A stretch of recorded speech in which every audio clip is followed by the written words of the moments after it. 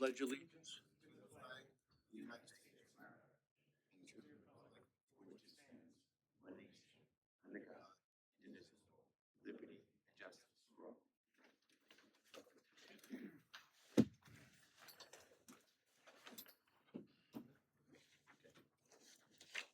Thank everybody for coming. First thing on the agenda is Rogers Beach concession.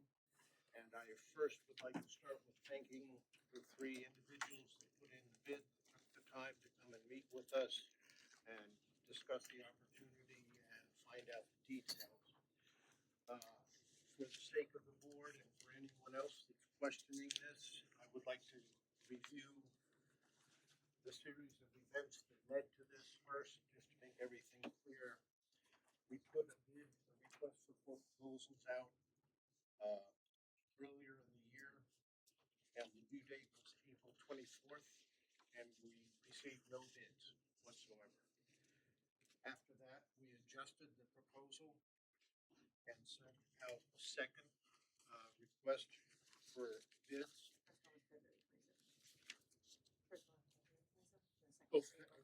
Right. First one, I'm sorry. The first one was February 27th, and then the second one, the due date was April 24th. And once again, we did not receive any bids. Subsequent to that, once that opportunity closed, we started receiving inquiries.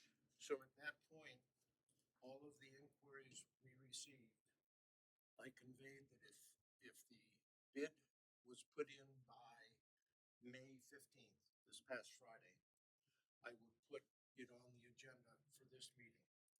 And that the bid award, if we had a responsible bidder, the bid award would be announced and made at that time. And I asked all the bidders to come and please be ready to answer any questions. And if the board has any questions, that's why we're having this meeting. We do have a high responsible bidder, but I first want to make sure the board doesn't have any questions before we go ahead and announce that. Any questions at all? No. Okay. Any questions from bidders before I announce the bid? I'm trying to treat this as if it were a closed bid opening session, so it's fair to everyone. Okay. So we received a bid from Jason Pepper of $5,000 for the year. Manuel Sanzone II of $5,500, and Zachariah Smith of $7,000. So it is, we do have a responsible bidder that put in the highest bid.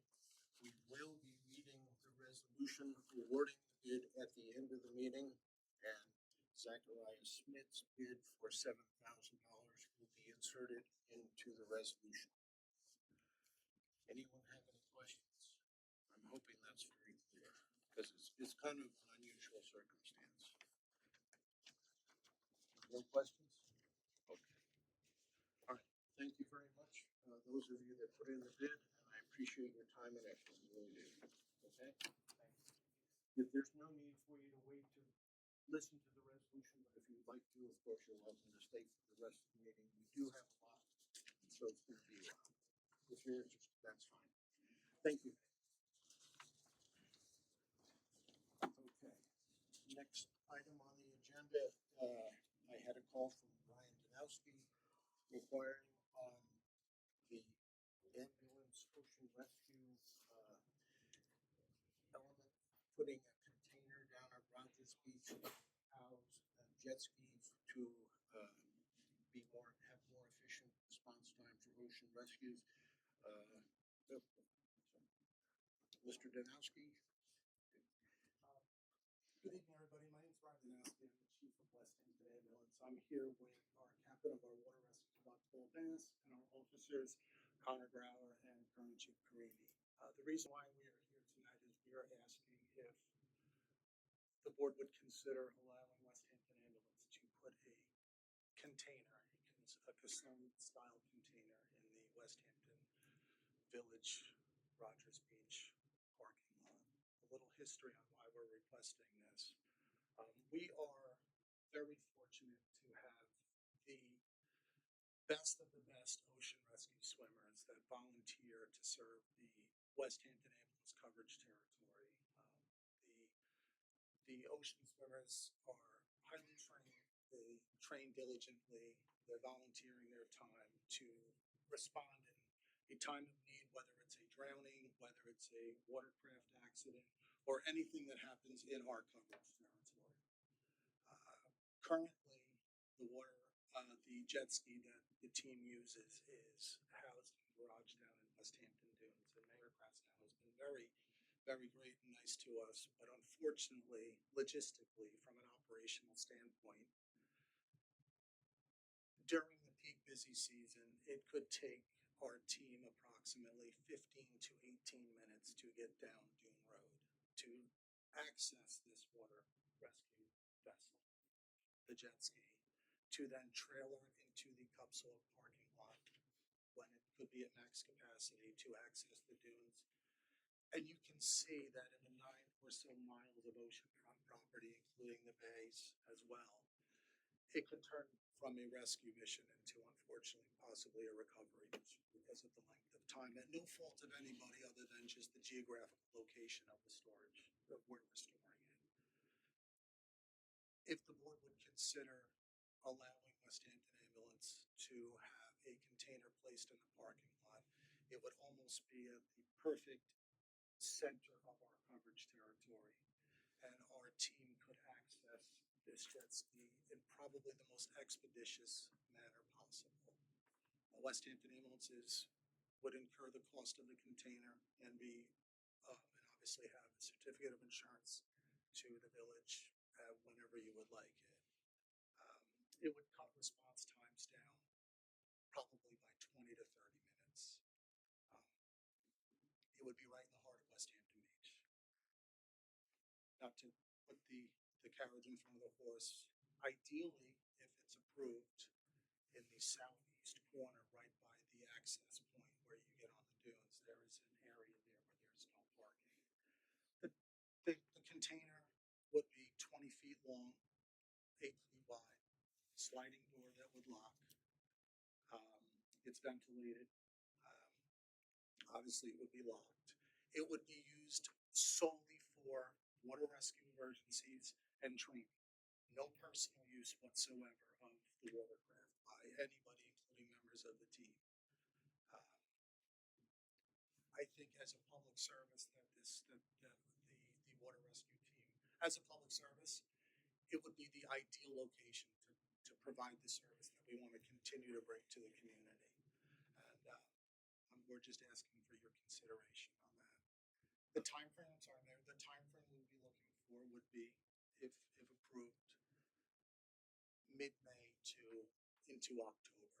We would remove the container at our expense, and we would color it, decorate it any way that the village would like. As I mentioned to you on the Yes. phone, and I did reach out to all the trustees after receiving your phone call, and it seems like a no-brainer to have that. Thank you. That situation exist. And in my opinion, having it colored, and if you have some kind of a logo or an emblem, Ocean Rescue, and it's on the container, people tend to be much more forgiving of situations like that if it's an official kind of setup or something like that, rather than just a construction. Absolutely. Whatever. Absolutely. So just as they are of military planes, are more accepting of the military planes landing than the private jets. Is that kind of so, does the board have any questions? I do. I don't have any objection really. I'm just curious. How do you get the jet ski? It's on a trailer, I assume, from inside the container through the gate for which we're prepared to give you a key, over the dune and into the water. So I would love to default to the experts on that. If Paul, if you wouldn't mind, or Connor or Chip, their operational plan is sound. If you would like to maybe answer the mayor's question on how we would. Sure, thank you for your consideration of the matter. So when it comes to getting the jet ski mobile, we have a specially designed trailer. It's a beach-worthy trailer. It has large inflatable tires. There's probably about three methods that we would use to bring it on the beach. One would be by hand, which would be involve a few people side by side on either side, actually physically pushing that jet ski up over the dune and down onto the beach. And then we have that same team mentality to launch it into the water directly off the sand. The other option would be to make use of our 82 rescue truck, which is a F-150 pickup that would do well to get that jet ski hooked up to the trailer and driven over. Obviously, if it's an emergency, we would coordinate with the lifeguards to make sure that the entry is clear of pedestrians. That are paramount of safety. We're not looking to disrupt anyone's beach day with a large truck on the beach unless it's an emergency. And I will caveat that all our trainings, if we do a jet ski training, will occur beyond business hours. They will not be done during operating hours of the beach. And then the third option would be, make use of our Kawasaki Mule, which is a work in progress right now. But that's kind of how we would do it. The Kawasaki Mule, would that be housed within the same container potentially, or would you, I guess, in my estimation, it would make more sense if you need a extra larger container to house both entities. Ideally, that would be an ideal situation. However, the mule we need to look at the system that we're using with the mule because we have a few things that extend off the back of the mule and separate that trailer hitch by about several feet because we have a litter for a victim. We have the whole back of the mule is configured like a medical treatment zone there. So if we could find some way to maybe extend our hitch or whatever, that might be something we look into. I think as of now we would be satisfied with just a container in the hopes that we would be using the 82 truck. So we could have our responders directly respond to the ambulance headquarters, grab a crew, and go in the truck. Would be the safest way. Okay. Whatever works best for you. Yeah. I'm just curious. Appreciate that. Board, any other questions? No, I was gonna say if you're unable to make the container open, that we can do some kind of closure. Okay. Well, I think if you want to get mobilized, probably container quickly and paint it this season, and then as things evolve and change, we can adjust the arrangement. But the overall benefit seems very worthy. So, Would white be okay? sure, white with the logo, yeah, something simple. Just so it it's clearly identified and locked. We don't want younger people tend to be very curious. So, and as you said, safety is key. And if rescue occurs during our busy beach season, I'm sure our lifeguards will assist in moving people or helping you get through to the ocean. Okay. Just to be clear for the rest of the board, we function when lifeguards are off duty. We all know, everybody's seen the beach the last 2 weekends, and there's no lifeguards on duty. So we get called when there's no lifeguards on.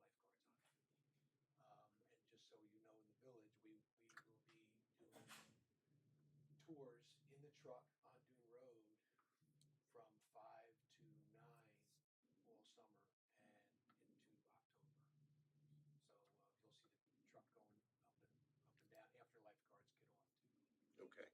So that's kind of a neat thing for the village.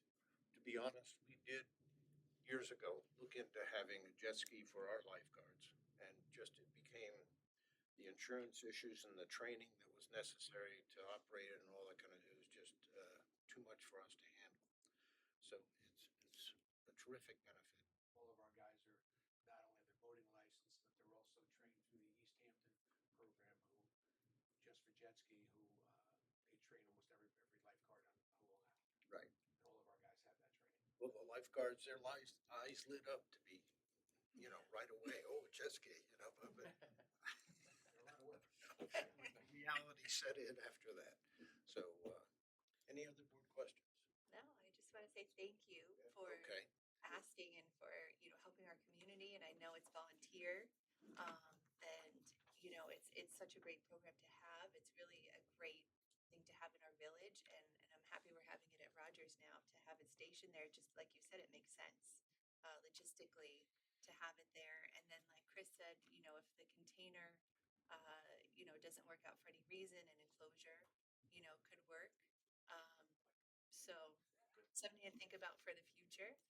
We've done stuff like that for Birches Bay project with the Flupsy Yes. and stuff, so. And then, to be honest, removing it in the fall, I don't see it as a necessity. If it's easier to leave it there and it's established and it's, that's okay as well.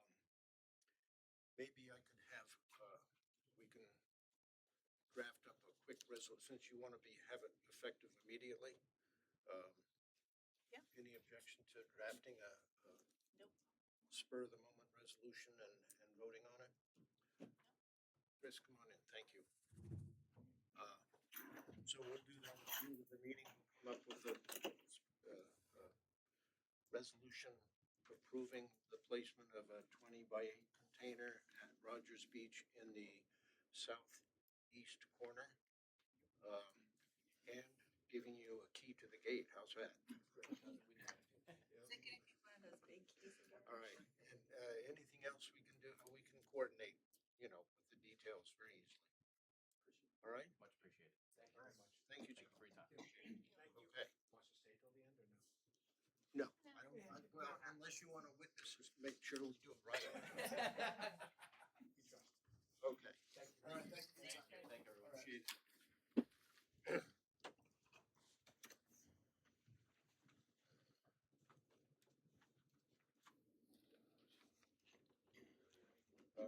Next item on the agenda is a special exception permit application that has been filed by Marcus Stingy. Mr. Stingy is here. It's for,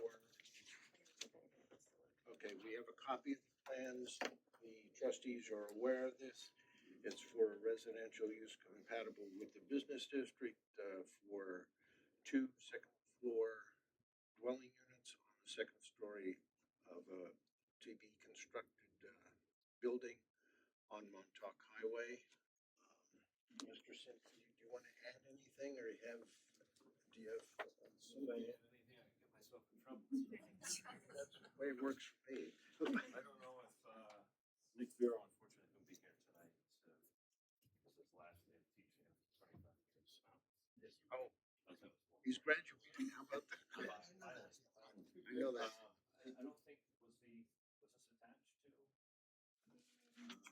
Which is the One copy, right? We just So have. this is the outside of the building, that's what it'll look like.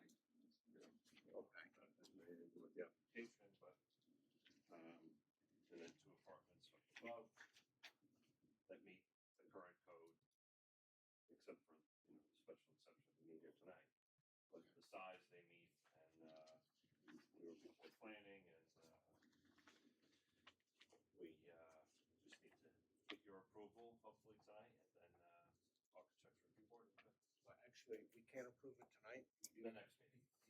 It's a, we have to have a public hearing, but we do have a resolution to post the public hearing, so the next meeting would be the public hearing, and at that meeting, if there's, all things go well, then we can pass the resolution to approve it. I didn't know we needed to go to public hearing. Yeah, that's for a special exception. But different ones work different ways. If it's a renewal for some of the outdoor seating and that kind of thing, there's one public hearing in the beginning, as if it's a new application, and this would be considered a new, it's a different kind of, so the public hearing. June 4th. For June 4th, June and They pass, then hopefully pass the resolution. And that then, night. Yeah. Okay, so it wouldn't be the following. meeting. No. right, no. You would have the resolution ready to go, and if there are a huge number of objections and people throwing darts at us, then we might hold it open. But other than that, usually we. I own 2 of the neighboring properties, so I won't be in trouble. That sounds promising. then. Any other questions? Any other questions from the board? Just the bottom is storefront, is that what the, I don't have a tenant as of yet, but, you know, it'll be a commercial space. that's great. So it could be a restaurant or retail or something compatible with Cinderella and the wine shop that, you know, would work. That's great. Thank you for for doing the project. Okay, Thank you for entertaining the special exception. all right. Thank you. Okay. Next item on the agenda is a special exception for Cinderella's. And that's the market for outdoor seating. Is there a representative from Cinderella? Oh, good. Okay. Yeah, hi. All right. We understand that it's a new building, a new situation. This is the first round for the outdoor dining application. It is a special exception renewable annually. So this will have to be an annual renewal process, and we will have to have the public hearing for the initial approval or before the initial approval. But thereafter, if it's just a renewal and there are no violations or code infractions, then it tends to be a more automatic kind of a process where we just entertain the application and usually just approve it by resolution thereafter. So I was reminded that tables admittedly are there now. We know that we understand it's a new building, it's the process, we're working through the process together. We went through the planning process and we had showed the tables, and so the owner was under the impression that when they gave him that approval, that he was Yes, able to do it it. was, but that, Then we were reminded that, no, we have to come to you. right, That's the it's a reason why. site plan, if you got the site plan, it is included in the site plan, that's why it's an easy fix, the easy thing for us. There are just a couple of details that have come to light. The tables are in place, trash cans should be provided as well. And the umbrellas, if they are in place on the tables, they should be secured so they don't blow away in a windstorm. The other thing that has come to light, and it's another application that's renewable annually, and that's an outdoor sales and display. So that's a separate application process. And the building department noticed that you do have outdoor displays there. So if you could put in that application as well, in addition to this one, that one doesn't need a public hearing. That would just be board approval. Does any board member have any other questions or concerns? The tables are on the highway side, right? Correct. Is there any protection there? Right. With, There is some perfect. There Yeah. is. Yeah, you can, yes. You can see the tables barely. Let's put it that way. Right, they're up close to the building. Any other board questions? Okay. And once again, we have a resolution on the agenda. You don't have to state to hear it, but it's to have the public hearing at the next meeting. Which would be June 4th. June 4th is the next meeting. We'll have the public hearing and most likely an approval. Okay. An application if you want, for the outdoor. Oh, thank you for the display. Yeah. Okay. Thank you. Thank you. Appreciate it. Next thing on the agenda, the use of village property vintage flea market. Is there a representative? Hi. Good.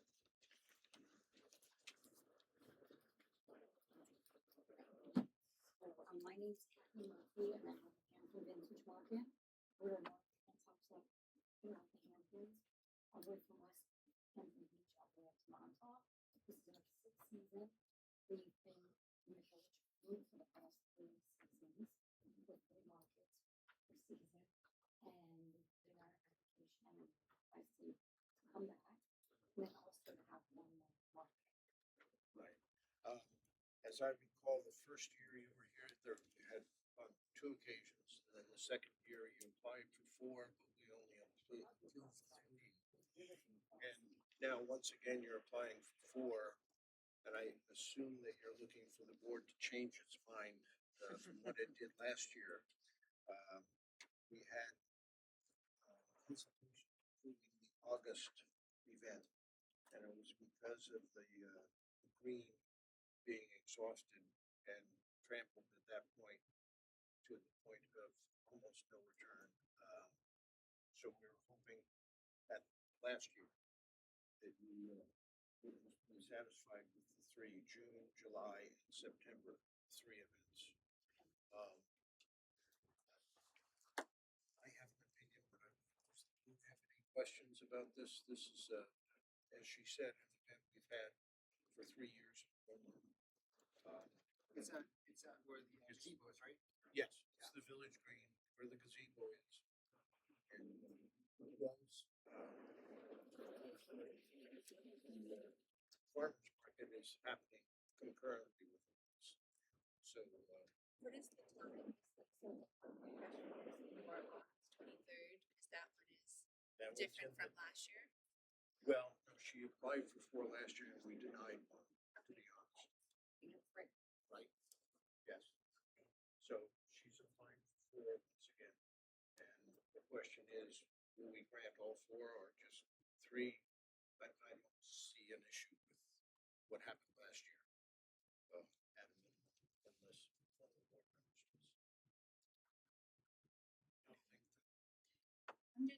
I'm just thinking, well, the farmer's market is there Saturday. every Saturday. Yes. And I'm not sure if we have any other events around that date in August Oh, that would conflict with that. I don't, the library events, those are, no, I don't, What Yeah, is the that's 20th not on that Saturday? day of the week. Okay. That's a Sunday, August 23rd. Right. These are all, Yeah. the farmer's market is the Saturday. I'm okay with 4 personally because I think that the farmer's market's every weekend and, you know, having it, you've had these events for a few years now. And people do enjoy going to them. Brings And business to Main Street. it's on a Sunday. I guess it would just be, you know, if there's any issues, I would say maybe next year going back to 3 if there's an issue 4. Okay. I don't have any objection to giving it a shot this year to have 4 events. See how it goes. And we can reevaluate next year if needed. Okay? Thank you so much. Okay. Did we have the resolution then? No, it was June 4th. Okay. It's not The June, okay. This is the word, so it's not that immediate. You have time before the, June 28th meeting. Okay. So, So yes. for that, should I wait? well, we will, on June 4th, we will have a resolution on that meeting proving all 4. Okay, thank you. I would hate to argue with the board again on June 4th. Thank you. Thank you for coming. I Thank appreciate you. it. All right.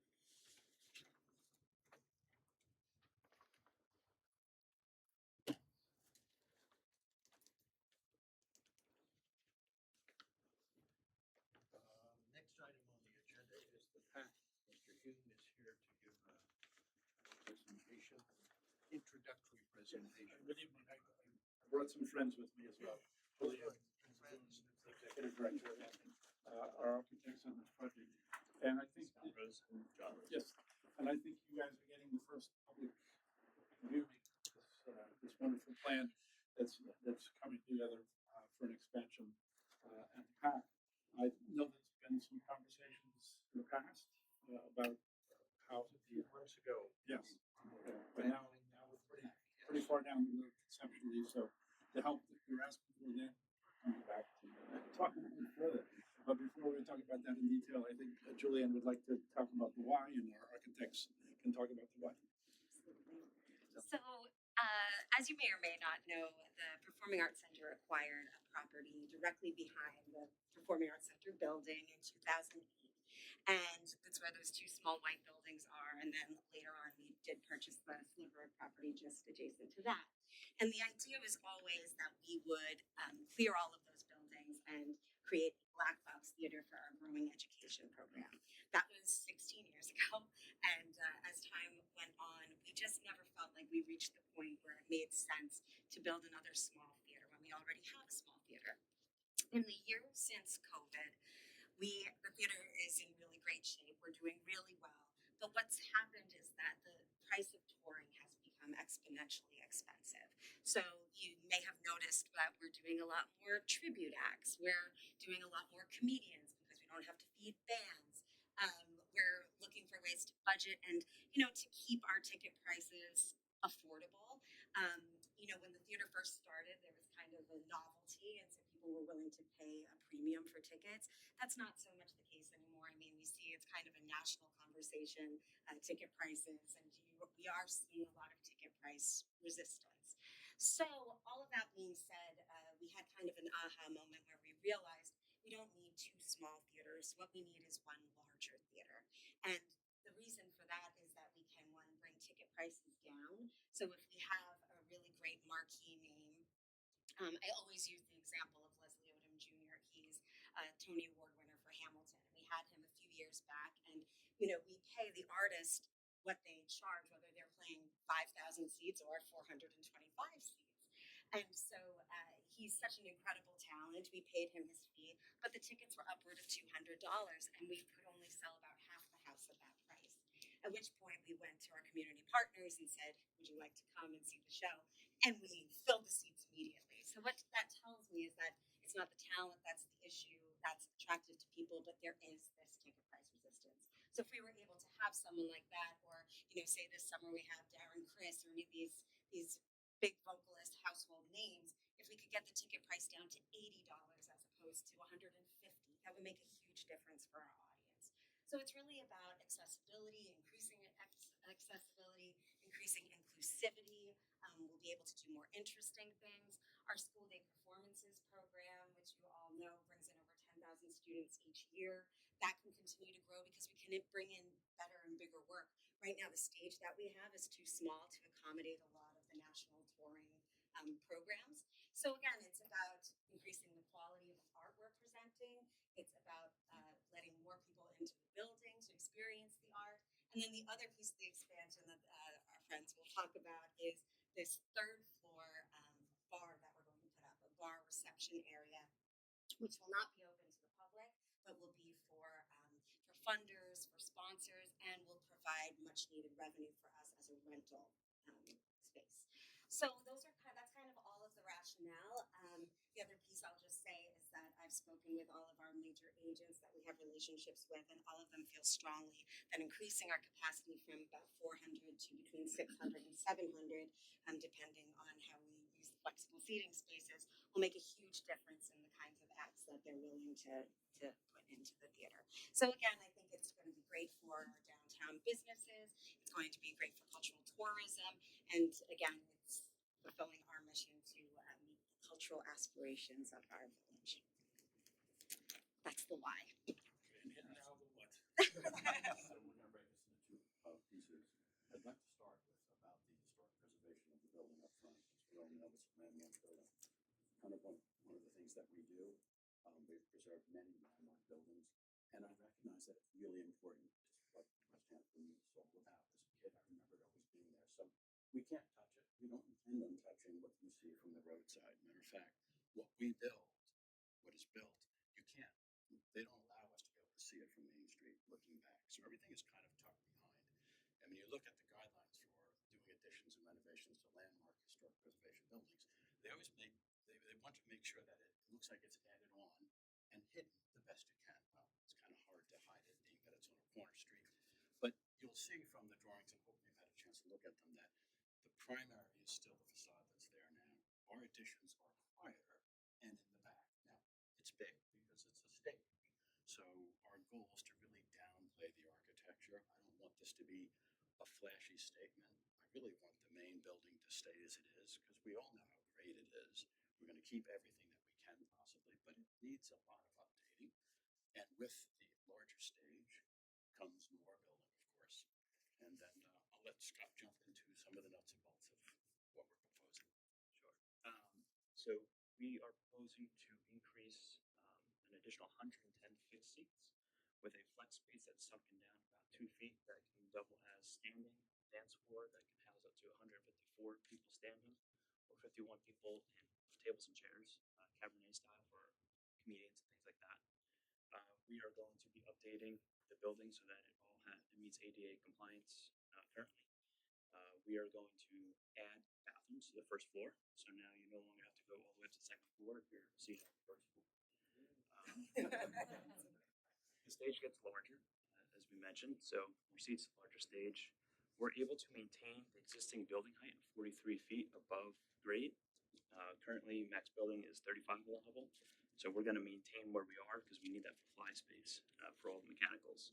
The way that we're able to achieve that by increasing the stage but not the height is the stage actually drops down 2 feet from where it is now. Because as you continue that ramping down of the seats, and then you step down into the pit area for the visualization, it required the stage to be 2 feet lower than where it is now. We'll have a proper backstage and side wings so people can safely navigate throughout performances and not have to trip over wires and hazards without interrupting the stage, the show. There will be a reception and rehearsal space on the second floor, which is currently there now, but will be larger for large acts. There'll also be a classroom on the third floor for their summer season programs. That also can house, double duty as event space as needed, flex space, catering, things like that. So now when the acts come in early, they have a place to go and hang out. They don't have to be down in the public eye. They can be kind of tucked away and resting in for their performance.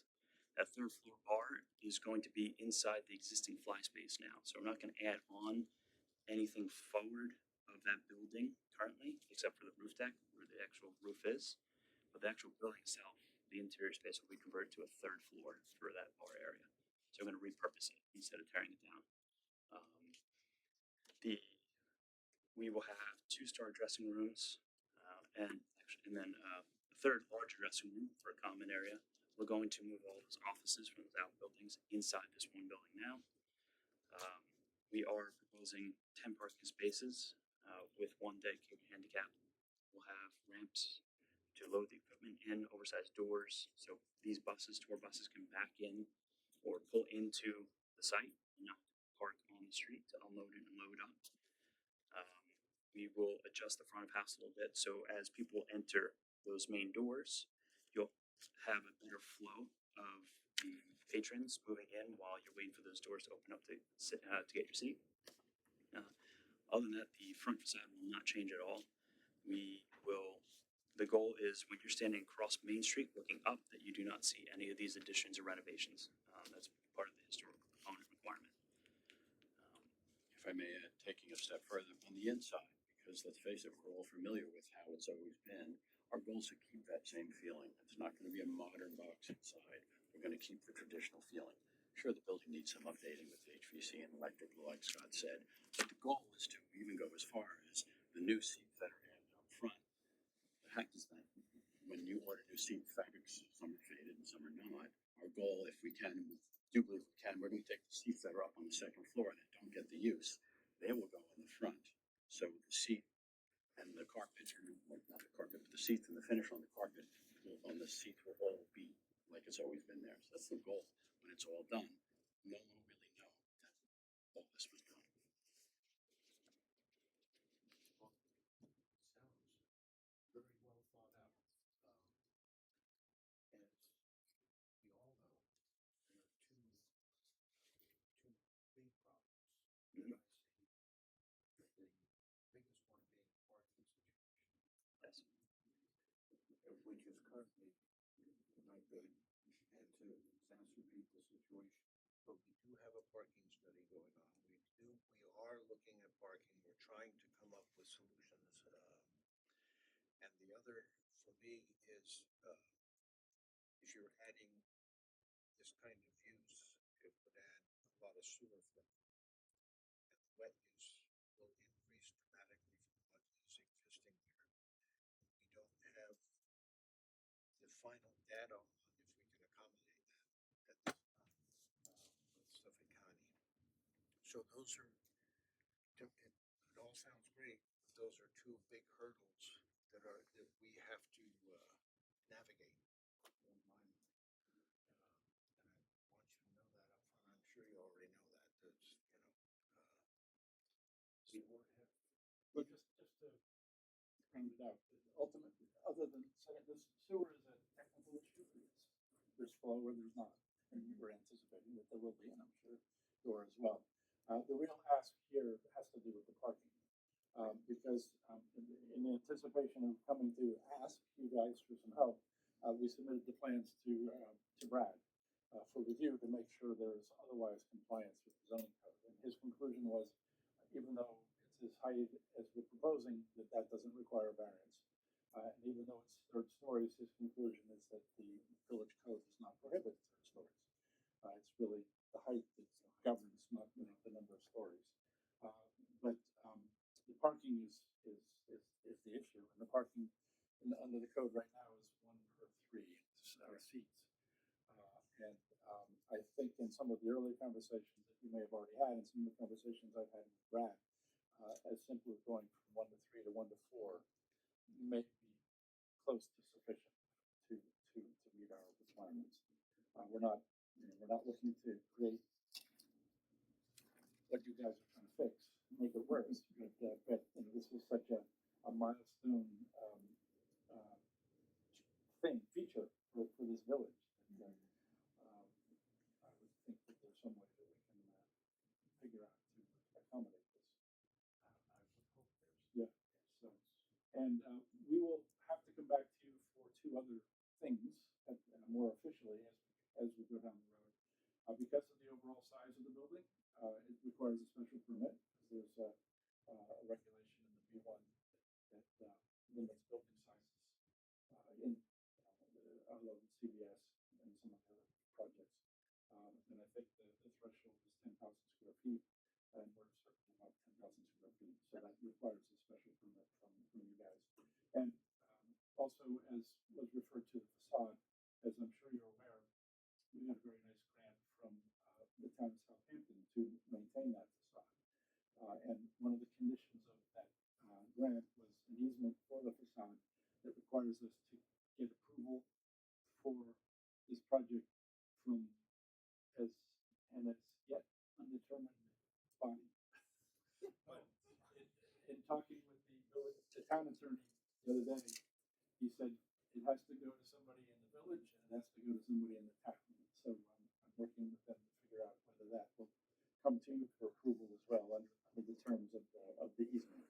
Or it may just go to the historical board for the town. That didn't happen for the Sag Harbor project. There's the theater in Sag Harbor. If you recall, that was historic and that burned down. And Yes. So there must have been some. Well, but in Sag Harbor, they got the money.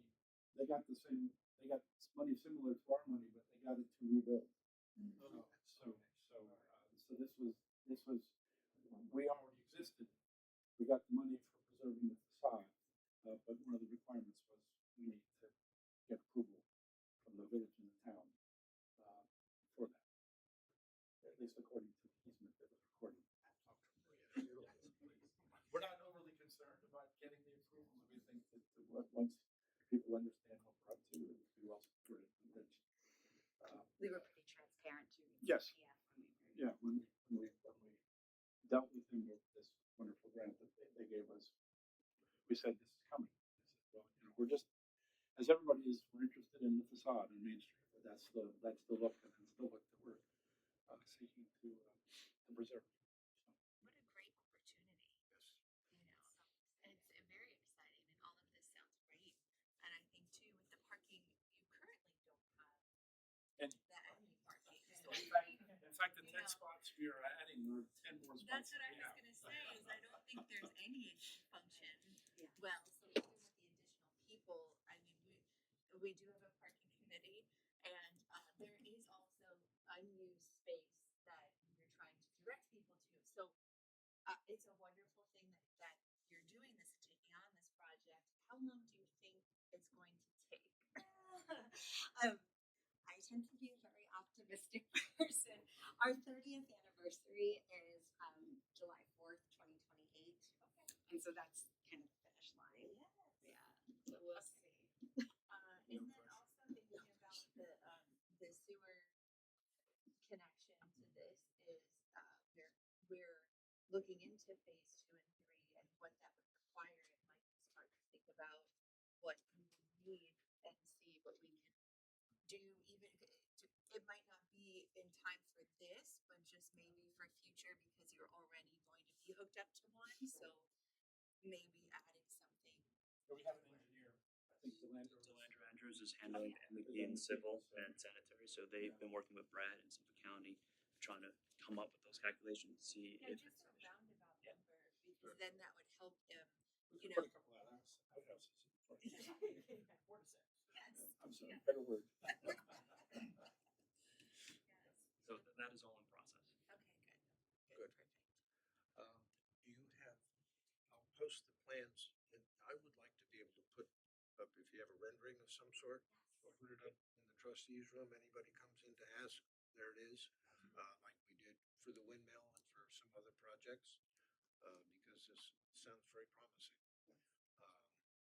And it makes a lot of sense, like you said, with the people coming and you're paying the same price. Right.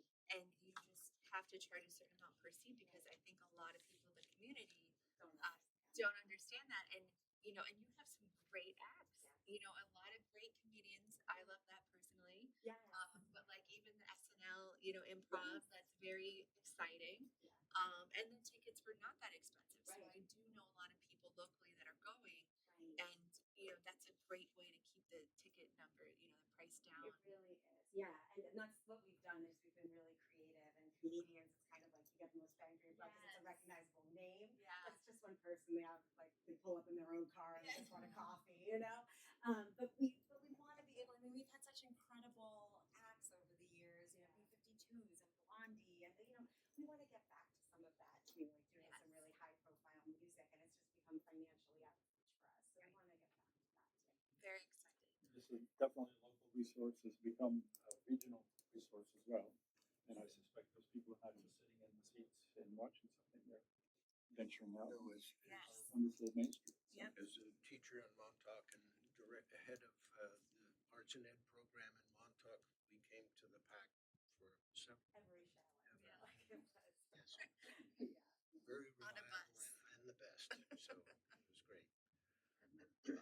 But we wanted to come, take this opportunity to present this, get you thinking about it, find out from you what you see the issues are, continue our conversation with Brad, and with you guys. And at some point, when we come back with a much more specific ask as needed, then we'll sort it out. So we'll get you the full packet of renderings. They're very pretty. Good, good, that'd be great. All right, thank you. Thank you. I do have one more ask. If it's ready in 2028, you said July 2028. Yeah. Our 100th anniversary as a village is 2028, so we're putting in a reservation at your facility.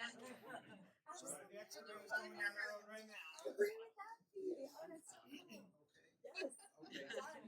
Done. Now, So they can maintain the first season open while it's under construction. That's an important part. And Yes. We need the conditions going out the back. our goal is to be able to keep the front house Yes. going, so we don't have to shut down for the construction. Of course, there'll be a time when we do shut down, when the season break through, but our goal is to really keep the front going. That's So very we don't cool. have a season without working on the back. Very smart. if you could get my son to go to something other than a comedian, that'll be. This is what I'm saying. See, I keep telling the board this, you know, yeah, like for younger generations, it's really, that's been how we've been able to get them in the building. It's I love comedians. I know. I Yeah. do. I know. Well, it's something to laugh. It's good for your mental It health. It's fun. Anybody can go, even if you don't know them very well. They can go with you. I agree. And I found out at a recent performance there that if you sit in the fourth row in the middle, you get picked up. Anyway, beware. Thank you all so Thank you much. very much. Thank you very much, I appreciate it. It's our pleasure.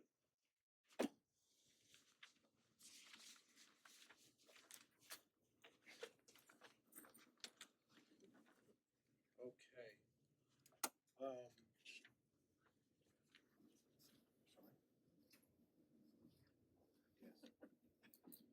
The camera.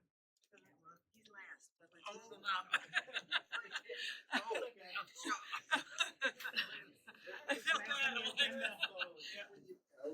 I didn't know if anybody was coming. I told the first guy, don't stay, cause he's gonna, really get me out of here. Okay, so we're jumping down to, thank you. Jumping down to the last item on the agenda. agenda. This is at the chief's request. And what? I'm gonna put him on speaker. You want me to call him when we're ready to do this? Wait, Okay, let him know he's not. yeah, but you're the authority. So Right now is your chance to make a call. It is supposed to be on today. Should we FaceTime him? I think we'll just tell him we tried. Until he watches the video and realize we didn't try. Try and order him. okay, so we're jumping.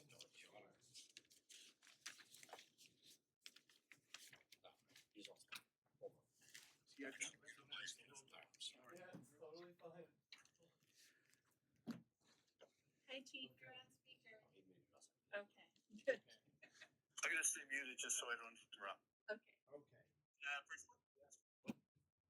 All right, so you're on. We have, the chief has communicated to us quite a bit about this proposal, and so if the board has any questions, it does sound like an ambitious upgrade and an important upgrade because we have so many problems with our existing system. You want to add something to that? So, hello. For those of you who don't know me, I'm Nick with NCD Communications. I think I've been asked here to speak on behalf of the upgrades to the video surveillance on Main Street. As you know, you currently have failing infrastructure that's been failing consistently over the years.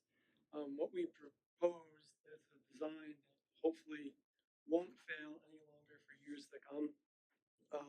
Unfortunately, technology today seems to be designed to fail coincidentally after the warranty's up after 5 years. So my goal is to get you to that point and further. I know there were some concerns based on the design and the NEMA enclosure up on the poles. It is the only design in which we recommend and can guarantee will work 100%. Are there other solutions? Yes, there are, but we will not guarantee 100% that they will work and work for 5+ years. I would be willing to change the design if that is the direction in which you wish to go, but with the understanding that we don't recommend that. I think when we initially had the Main Street project and put in the initial installation, the the look of the boxes and things was that because of the Main Street renovation, we wanted everything to be as pristine and attractive as possible. And so I'm not sure they recommended putting the boxes underground where they are, but it has proved to be a consistent problem with water intrusion. And as the chief explained to me and some others have explained, these need ventilation as well. So the ventilation and the water intrusion, the combination is like a recipe for failure. Yeah, we try to keep them high, dry, and temperature controlled, so the equipment does not fail. So that's why the change in location to the pole is the most efficient and reliable, but not the most pretty. So Correct. I see it as a necessary evil, I think, at this point. But we have some other. Chris, you want to chime in Listen, here? safety is paramount, right? Please make sure, where I'm coming from, safety is paramount.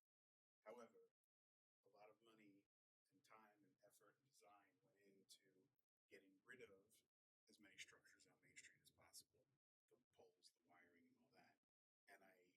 And I'm going to use Palm Beach for example. Palm Beach likes things a certain way, and the city got rid of everything above ground.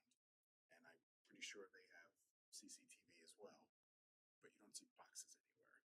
So I took a look at a quick photo of Palm Beach, and they were utilizing a point-to-point radio. So they did have a small radio at the top of the pole, which was then probably powered and transmitting data to that camera. You can't utilize that same solution here because there's too much interference between pretty much all the trees. Tree, and we did look at other options before, and because Main Street curves and the line of sight is not consistent. You need a direct line of sight with zero interference interference, and I could tell you that rain that just came through could potentially cause interference between all the radios, which would drop out the signal to the cameras. How many boxes are there going to be on the street? I think it was a total of 8. Okay. Is that the proposal? Yes. If I look at it, I could tell you. Sure. I'm just curious because I know that they're gonna be spaced out, so it's not gonna be every.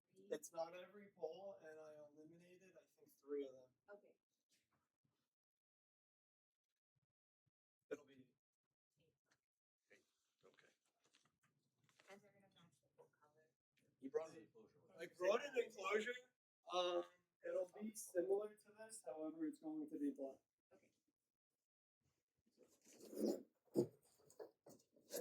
And yes, this is a little large. I told Kevin I'm going to do my best to reduce the size.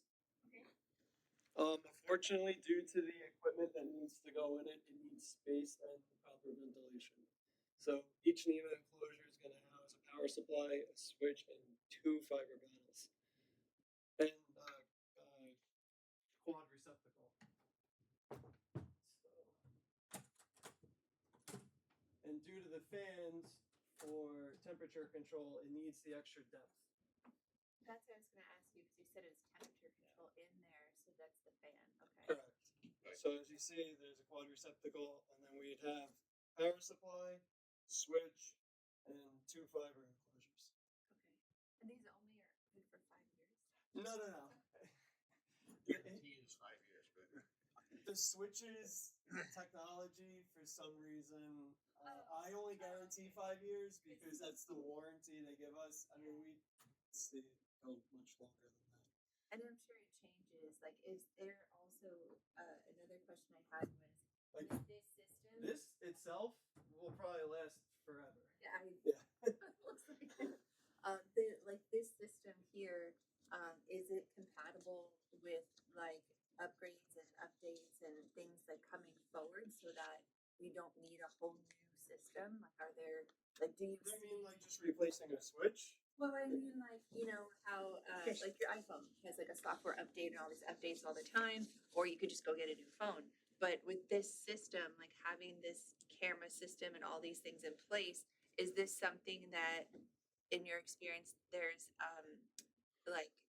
there's a future in this system if we needed to upgrade or change or be consistent with what other municipalities are So your doing? system actually resides here in this building. Okay, This is just strictly hardware. so that's just the So as camera. long as hardware keeps running, you don't have to change it. Okay, The cameras themselves will have to have firmware updates. At some point, they stop releasing firmware updates okay, that's what to twist your arm to buy new cameras. Yeah. But those typically are 7 years. okay. Even if products are discontinued, they'll continue supporting them up until a certain point. We've seen some cameras going as long as 10, 12 years at this point, without firmware updates. Okay. But this here is strictly hardware. So once this is set up, nothing should fail for a long period of time, and then it should be as simply as pulling the power supply out, putting a new power supply in, pulling out a switch, putting in a new switch. Also, the way we've designed it with managed switches, not regular switches, which give us some sort of remote capability, such as power cycling ports if a camera seems to go down. We don't have to actually roll a truck out here to unplug it, plug it back in to try to put it back up, or calling you. We're designing it in a way where things can be managed remotely rather than utilizing people to go there and check. Okay. You met with like Tuesday Bucket Truck. Well, that's another thing. We're designing it so it's serviceable by ladder. Yes. Helps keep costs down if and when things need to be looked at or fixed. Approximately, how tall are poles? 18 feet. And the brackets for the flowers are how? Roughly 10. 10-ish. So where's the The outlets are just above the So which is? which would be above the Above flowers. that. So that's, this will be mounted probably what, 12, 14 feet From up? that, yeah, most likely. So Anything lower, it's going to become a camper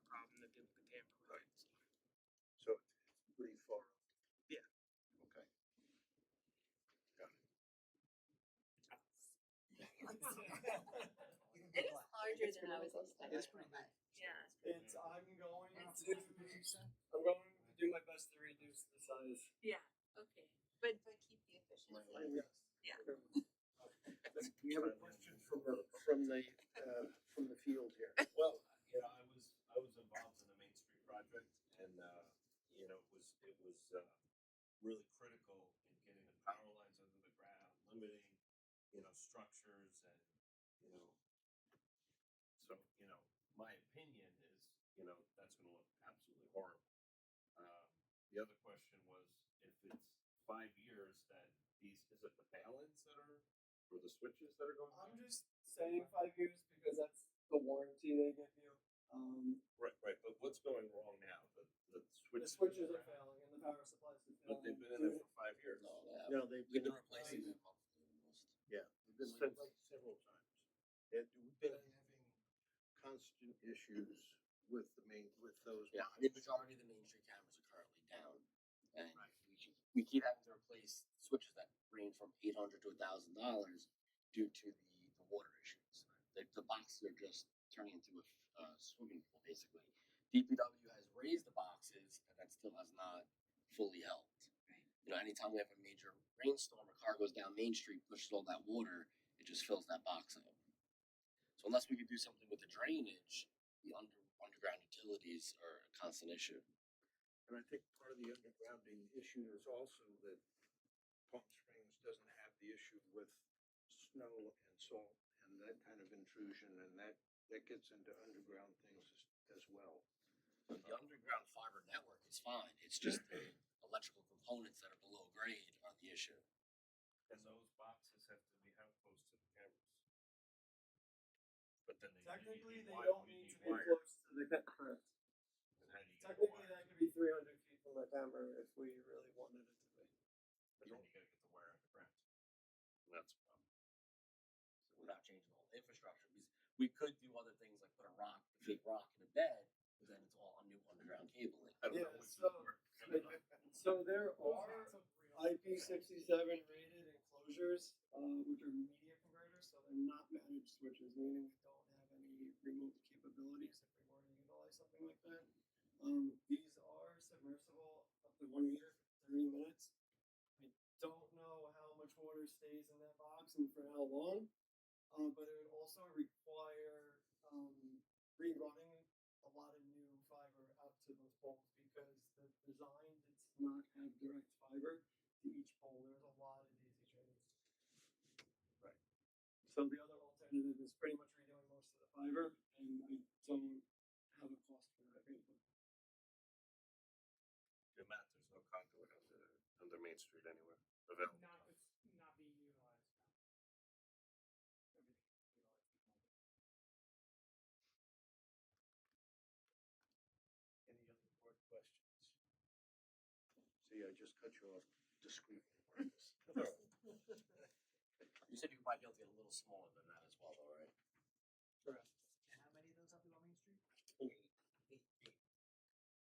It would be spaced out, you know, it's not 8 all in one section, it's throughout. I actually don't have it with me, but I have It's a spaced out from well, it's spaced out from the Village Green all the way to the Great Lawn. So Right. 8 in between there. So I mean, it's probably every Well, there's 27 poles on Main Street. yeah. So we're talking a couple hundred feet in between each, and I'm spread out from both sides too. Is there a way that if you got permission from individual owners to put them on buildings? It's something on the island that still you have the issue with cables. You have the issue with getting the cables from the box to the pole, the camera. Has to be hardwired. we recommend hardwired if you get permission from people to point the points on their buildings. So you have a direct line of sight to avoid the trees, that may be a possibility. But that would require infrastructure in all of these buildings to get the point to point out. Yeah. What would it require besides the box? Just the power source? Which you have there. No, I mean, talking about if you brought a building. Fiber optics. What? Fiber optics.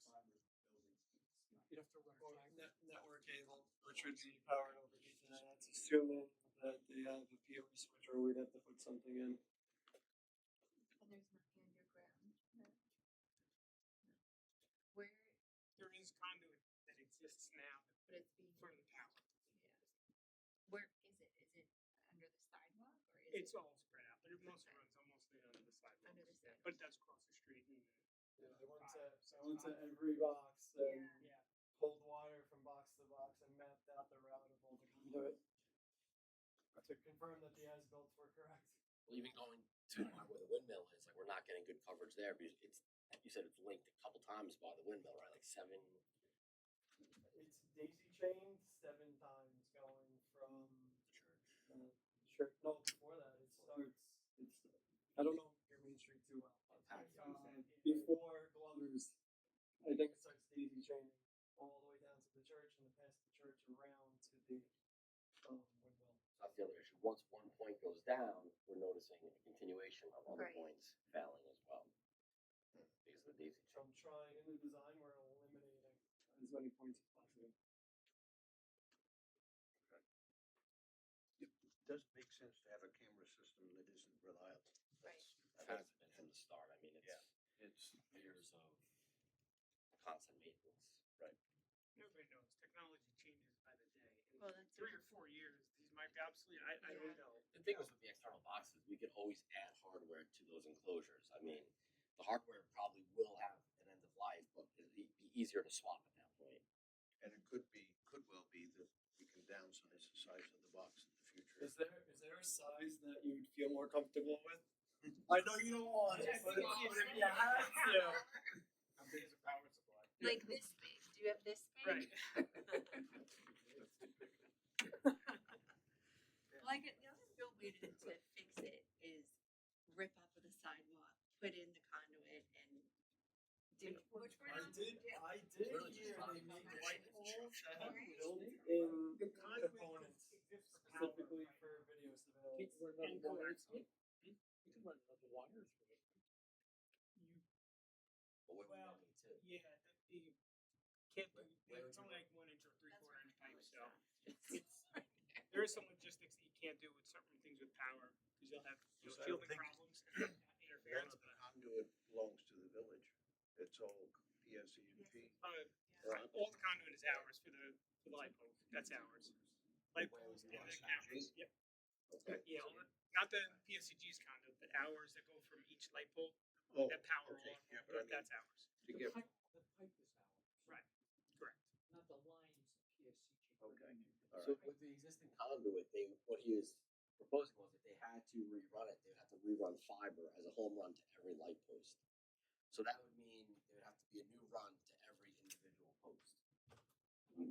Most of them. I think there's 4 existing home runs. So you have to probably do at least another 4 plus. and just like price wise, just to put that in perspective. That's very hard for me to do on the Okay. spot. Let's put it this way, it's labor intensive, Yes. right? Yes. Okay. Okay. It's more than Off the the top of my head, maybe like $4 or $5 a foot plus talking thousands of feet. And then labor for fusion splicing. It's I don't know if it would be comparable or less or more. I really don't know. Well, I think I'd have to we can't not have a working camera system.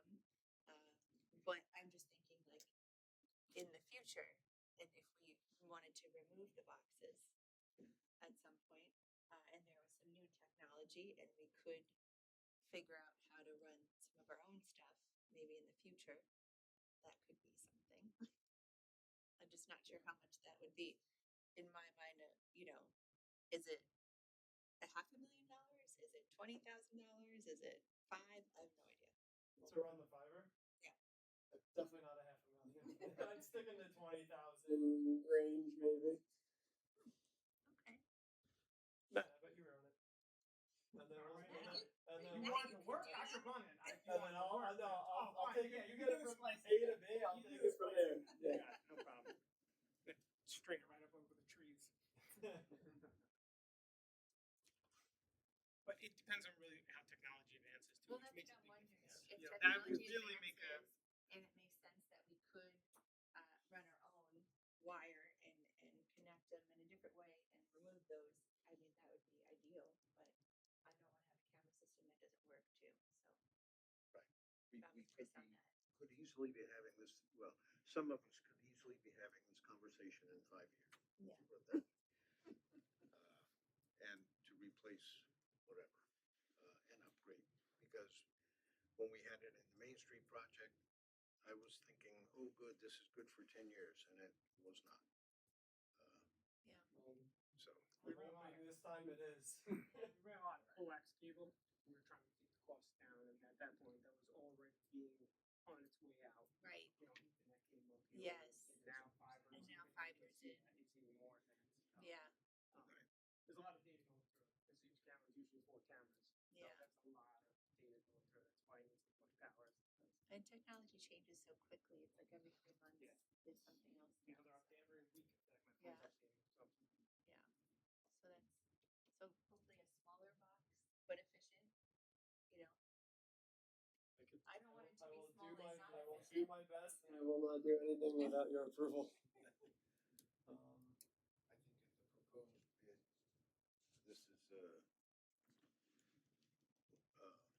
under the current, the chief is gonna use money from the current year rather than the next budget. This is the most effective way to get camera coverage, that we need to be up and running at this point. So, And how quickly can it be done? I was told I need to start before the summer. So, that's really dependent on, when we get appeal and when I would receive my material. We have started to see some crazy long lead times, as long as 8 weeks. But we also see the telesat and then it shows up in 2 weeks. So realistically, I think lead times are about 2 to 3 weeks. So, at this point, if everything went perfectly, we could probably start towards the end of June, which would probably take us a couple weeks. So we'd be into the July summer season at that point. yes, the height of our summer season in July, August, even though we have the kickoff now. July, August is the busiest part. Okay, any other questions? Board? Nope. Matt, you shouldn't shake your head. I got a lot of questions. All right, okay. Yes, black, well aware, everything needs to be black, not a problem. All right, thank you very much. Thank you, everyone. Okay, chief, yes. You know, we've brought in a couple different vendors and they're all suggesting the simulation that you, the solution that you have in front of you. There's a couple things to consider. Can we go point to point? We don't think we can. That would limit the boxes on top of the poles, but we don't think that's a viable solution. As everyone has said, maybe technology evolves in a couple of years and we are able to get there. But I just don't think we can get there just yet. Again, that's based on a couple different vendors. Options. Also the funding, again, we're able to pull that out of my budget this year. If we want to keep researching for other solutions, we can. But I just don't think I'm going to be able to pull the funds out of the next fiscal year. We ran it pretty tight, but I think it's just a 3.87% increase. So I don't have a lot of wiggle room to maybe try and put this off and pay for it on my head. Okay. All right, folks. All right, thanks, chief. Thank you. Thank you. Have a good night. Okay, Thank you. thank you. Thank you.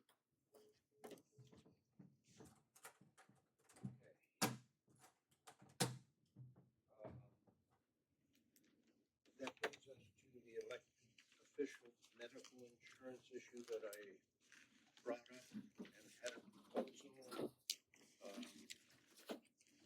different hours and so on and so forth. I was just wondering, I would like to target getting this in place,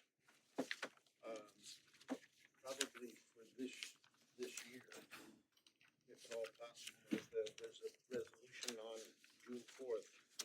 So if becomes effective in time for, plenty of time for next election. Some of the concerns were all of the trustees all of a sudden qualifying for medical insurance. And I don't see that with this proposal, I don't see that being the case. If we go for the quarter time, that's 434 hours per year. I don't see any trustee qualifying at this point, because if you consider throughout the year, 2 meetings a month, that's maybe 6 hours a month. Plus working on emails, I don't know, an hour a week, 2 hours a week. Which is fine, because Yes. that was never the intention. Yeah, that was never the intention. I am targeting, to be honest, the judge positions, which is coming up for election next year. A succeeding mayor puts in this kind of time, and potentially deputy mayor puts in this kind of time. But for all the trustees, for all 5 board members to qualify, I don't see it happening with the existing situation, you know, and that's by design. Yeah, I think it's important that the public realizes the point of this was not to give ourselves insurance. Yeah. It was because we realize that the rules of the past are unsustainable. Continuing to pay medical insurance for past elected officials from 20 plus years ago, it's ridiculous. It's not sustainable. So, As I said before, we've tipped the balance here now, where we have more retirees in our benefit package than we do active employees. We've finally come to that position, and we do have a lot of pre-existing mayors, some trustees. Way back when, they were at the 100% rate, and they still are, because they retired at that rate. So this is an effort to change all of that moving forward, because as Chris said, it's unsustainable. So unless someone has some other suggestions or thoughts, I would like to be able to put a resolution on the June 4th meeting to put this in place at that time. Yeah, I don't see the need For any adjustments, but this is good. I think it's good. I think it encourages, you know, like you said, I mean, you're here every day. So it encourages. Except tomorrow. Except tomorrow. My son's grandson's graduation. Yeah. And hopefully it helps also with our you know, our judge and the time that it's gonna need going forward as we get busier. You know, for someone to put some more hours in. Yes. That would be helpful to our community. So we would like that as well, and hopefully this will help that. So I do want to emphasize this, keeps our current judge grandfathered at his current Yes. rate. You know, I would, it would be very unfair to all of a sudden shift after in excess of 30 years service to change that at this point. So, I have a question. sure. I think part of the issue is too is that the health insurance costs just keep going up, right? It's astronomical. I remember, I when I first got elected, the family plan was around $15,000-16,000. So within 14 years, it's more than doubled. 44,000. Yeah, It's exactly. at 44,000 now. So at what point, you know, let's say the judge retires, and using him as an example. Okay. And for another 30 years, we're paying for it, $100,000 a year. At what point is the, you know, is it capped at that rate when you retire, and then you can, if it goes up, you have to pay the addition on it? That's a good point. That's That's a good point. Because that's the issue, right? Everyone's living longer. Mm-hmm. So if you have more employees, then you have, you know, so I don't know. Yeah, like to think about like the change, like you said, to be 16,000 to 44,000. Yeah. in And no one 14 thought that was a years. possibility. Yeah, Yeah, it just seems unrealistic. Yeah. and it's just gonna go up. So, And everyone's living longer, so it's even we're carrying it even longer. that's a good point. Uh, I'm not sure. How to approach that, and have it be equitable and fair and all that, because currently we're, for all of our employees and all the previous people, whatever the rate was when they retired, that's what they're paying into retirement, in perpetuity. Um, There are some retirees that are now, uh, yeah, I think at the 85%. We pay 85%, they pay 15. Mhm. There's a few, but that's because that's what they were paying at the time they retired. Got it. Uh, They were taking more money than. Right. I don't know how you would do it. It goes down like after 65 when they're on Medicare, because Oh, that's okay. primary. Yes, And the it's primary not just secondary. situation changes it too, but Okay. it's still not as expensive. That's with Medicare. So that's a single plan, and then that's Medicare Prime. Oh, so it goes down a lot. Yeah. Yeah, but it's still impactful. Yeah. So with this in consideration, do you want me to try and amend this in some manner, or are you okay with this? Does it have to be in perpetuity? Well, I think this is currently Ethically, specific. I think it does. He signed up for it that way, but For myself, right now, if all of a sudden Montauk School said, we're not paying your insurance anymore, you're done. I would find that unconscionable, if you know what I mean. No, we couldn't pull it from, we couldn't pull it now, we already had an agreement with somebody. Right. This is all new. yeah. Yeah, so moving forward for the new, I'm not saying, yeah, you can't, if you had to deal with, You Okay. can't change your deal. I don't think you could change your deal, I mean, that was.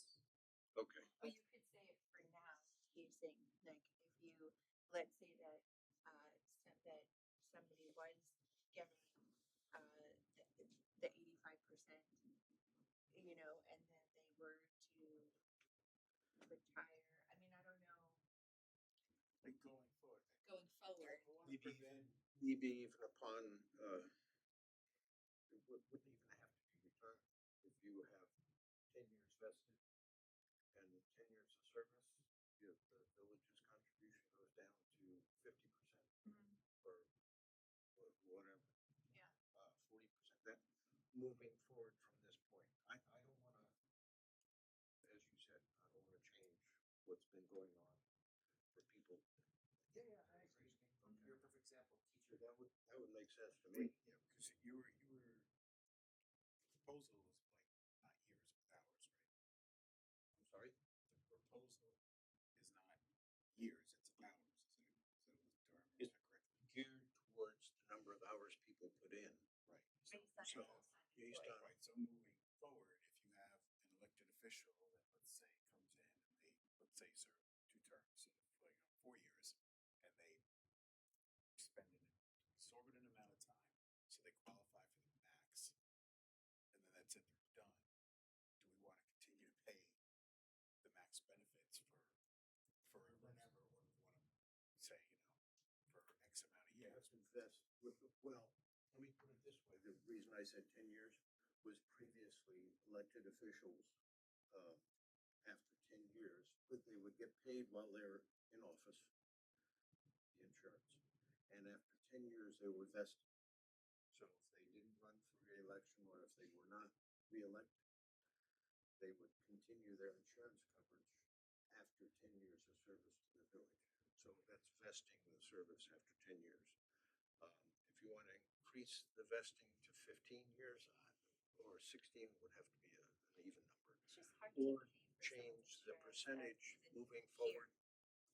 You know, so Say that again? it's hard to pay, like, it's hard with these expenses, like you said, you know, if somebody's here and doing the job, like, if you think about a business, if you're running a business and you're there every day, you're doing it, you're there, if you're just not gonna be there, it's not gonna run as well. And I think that this is something that, you know, if you're not here doing the job, then I don't, you know, if you've been doing it for 10 years or not, it's hard to then pay them Oh, for so not doing you're the job. saying you shouldn't pay, they do not qualify for benefits after. When they're not when in they're out of office. As Yeah. soon as they're out of office, they don't get benefits. Yeah, because I don't know that that makes sense, you know? Again, when I don't think we're in it for the, I mean, when I ran, honestly, I don't care if it sounds ignorant or not, I didn't realize until afterwards, oh yeah, there's a like a stipend, if you will. I had no idea. Oh, okay. Like, you know, you're doing it because we care about the community we live in. Right. And yeah, we all put in a fair amount of our time to do it. But I would never personally expect that even if I served on the board for 10 years, I would never expect the village to be paying insurance for me. And for life. Yeah. You have a job for that. It'd be nice. It would be nice, but it's not, you know, It's they not similar decisions at work, like the amount we pay into certain things, it's like, But the it's goal not was this to sustainable. attract, this was to get To attract the people judge. and to make sure that if there happens to be someone that is looking at the position and they, for example, looked at Judge Kelly, oh, he's getting 100% health insurance on him, I'll run for that. And then they get elected, assuming there's 100% health insurance. That I don't want that to be the case any longer, that we're offering that. Right. People just take their jobs just to have the health Right. Yeah. insurance. Right. To the point of- So it's a balancing act. So attract people, yes. Offer an incentive, yes. And maybe, as you're saying, if you're no longer in office, you no longer get insurance. You can buy into it, maybe. We could, because COBRA would take an effect immediately for a short period of time. Sure. Or Yeah. even if, like you said, you put 10 years in and you retire, you know, the village will give you another 1, 2, 3, 4, whatever. Yeah. We'll Like a get certain through amount of this. time. Yeah. Another Yeah. 5 years into retirement. Right. Yeah, but not perpetuity. It's However many years. Perpetuity is a long time. Well, yeah, Ten honestly, 10 years coverage. at- honestly, as a board, I don't think that is a fiscally responsible Yeah. decision. Yeah.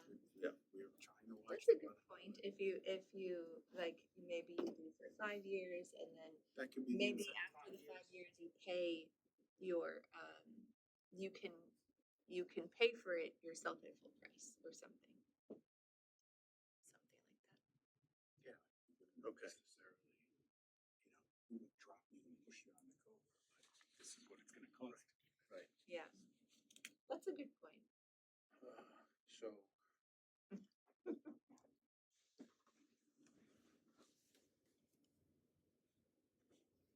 I'll add time frame and time limits of some sort. To try and address these suggestions, and we'll see what we come up with. How's that? Yeah. Okay. Good.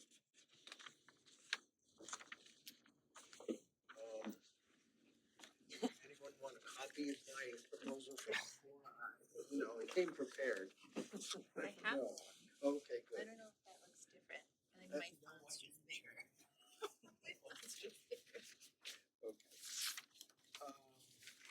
Next item, parking committee update.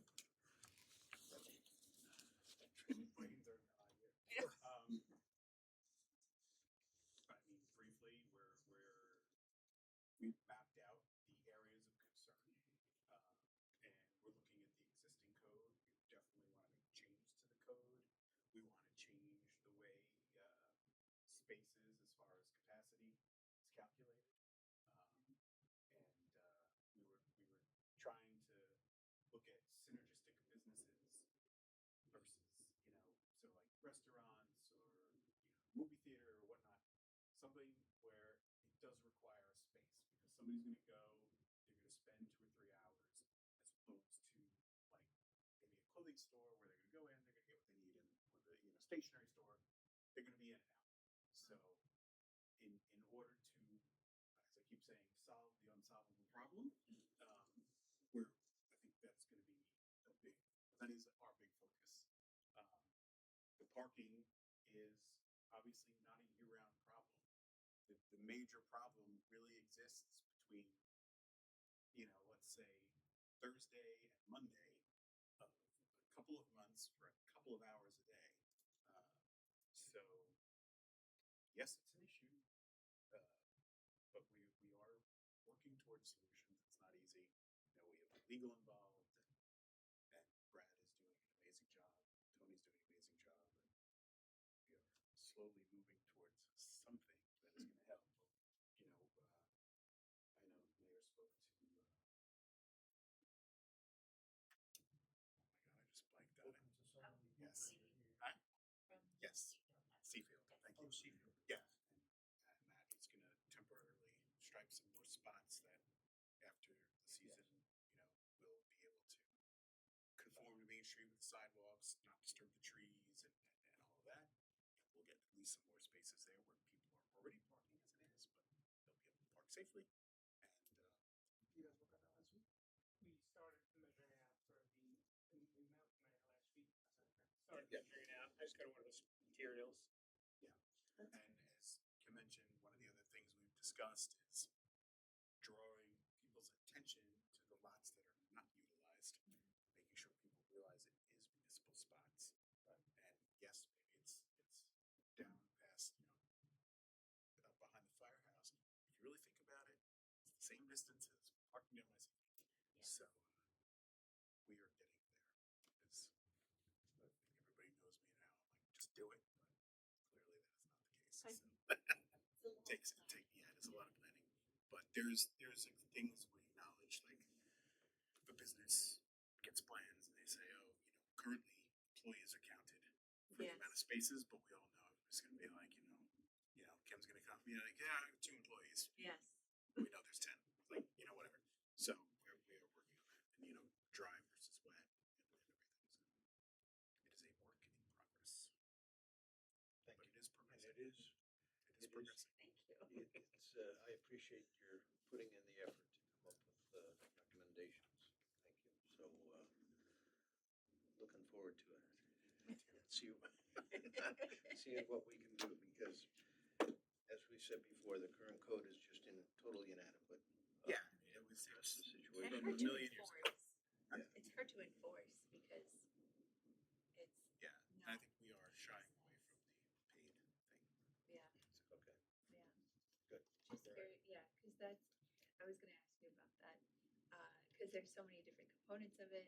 Another thing is the signage, like to direct people to where they can, like that they can park in the parking lot behind the fire department, not where the first responders park, but in where the farmer's market used to be, that they can park there. So some kind of signage we've talked about in the past. That's kind of like a whole plan. So The sign would be nice, but at the same time, we have signs. Yes. There are companies that are wayfinding companies, they're engineers that just specialize in wayfinding. When you go to Disney World, everybody knows where they're supposed to go. When you go to Six Flags, everybody knows where they're supposed to go because of the signs. It might make sense for us to bring a company in and get a quote or an estimate to say, listen, here's all our signs, trying to point them in the right direction. How can we encourage bigger signs for the less used parking lots? It's a visual thing. People are making decisions in a split second. They're not overanalyzing the whole area, saying, the Main Street is the only parking area. Yeah, it's not a bad idea, because currently, we even brought up in our last meeting, we pulled up like Google Maps. And like, I think one thing came up that said municipal Well, yeah, that's parking. right. So we can update that, we can work on tagging with Google. Yeah, and even because when people come, if they're coming to see a show or going to dinner or meeting someone, and like I've gone away before and you're not sure where the parking lots are or where you can park. So you pull up your phone or an app or something and just see if there's something that you can park at. So that's great. We did have a consultant, and I did drive them around in my car and show them all the different parking lots, and I said, we would like to improve our signage. He said, why? Your signage is great. What? I think he wanted more paid parking. Yeah. Well, he was looking for the illuminated and the sensors and there are 10 spaces here with the sign, electronic sign. This is not Disney World. Yeah. No. This is not the orange garage, this is Spring. Yeah. Yeah, Yeah. it's weekends, 10 weekends a year, mostly evenings is the issue. So, Or farmers market days, but having that extra parking, you know, really next season, I guess, when it's all with the sidewalk and everything. But that would be great for the farmers market vendors to park there, even, and right. just free up the other lots. We have a wide array of parking regulations in our parking. Yeah. Good. New spaces couldn't go right to the corner. 167. It's like, what do you mean we can't do that? Visibility. Okay. Did you bring your paint and you just wanted to just do it right there? Chris and I were out there initially, like walking out, just do it. Get a roll. Yeah. We're racist. Hey, my ass is one there.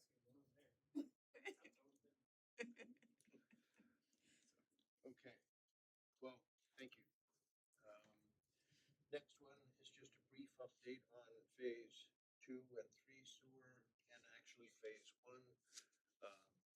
Kim and I, Steve Angel had a meeting, and some others had a meeting with Suffolk County.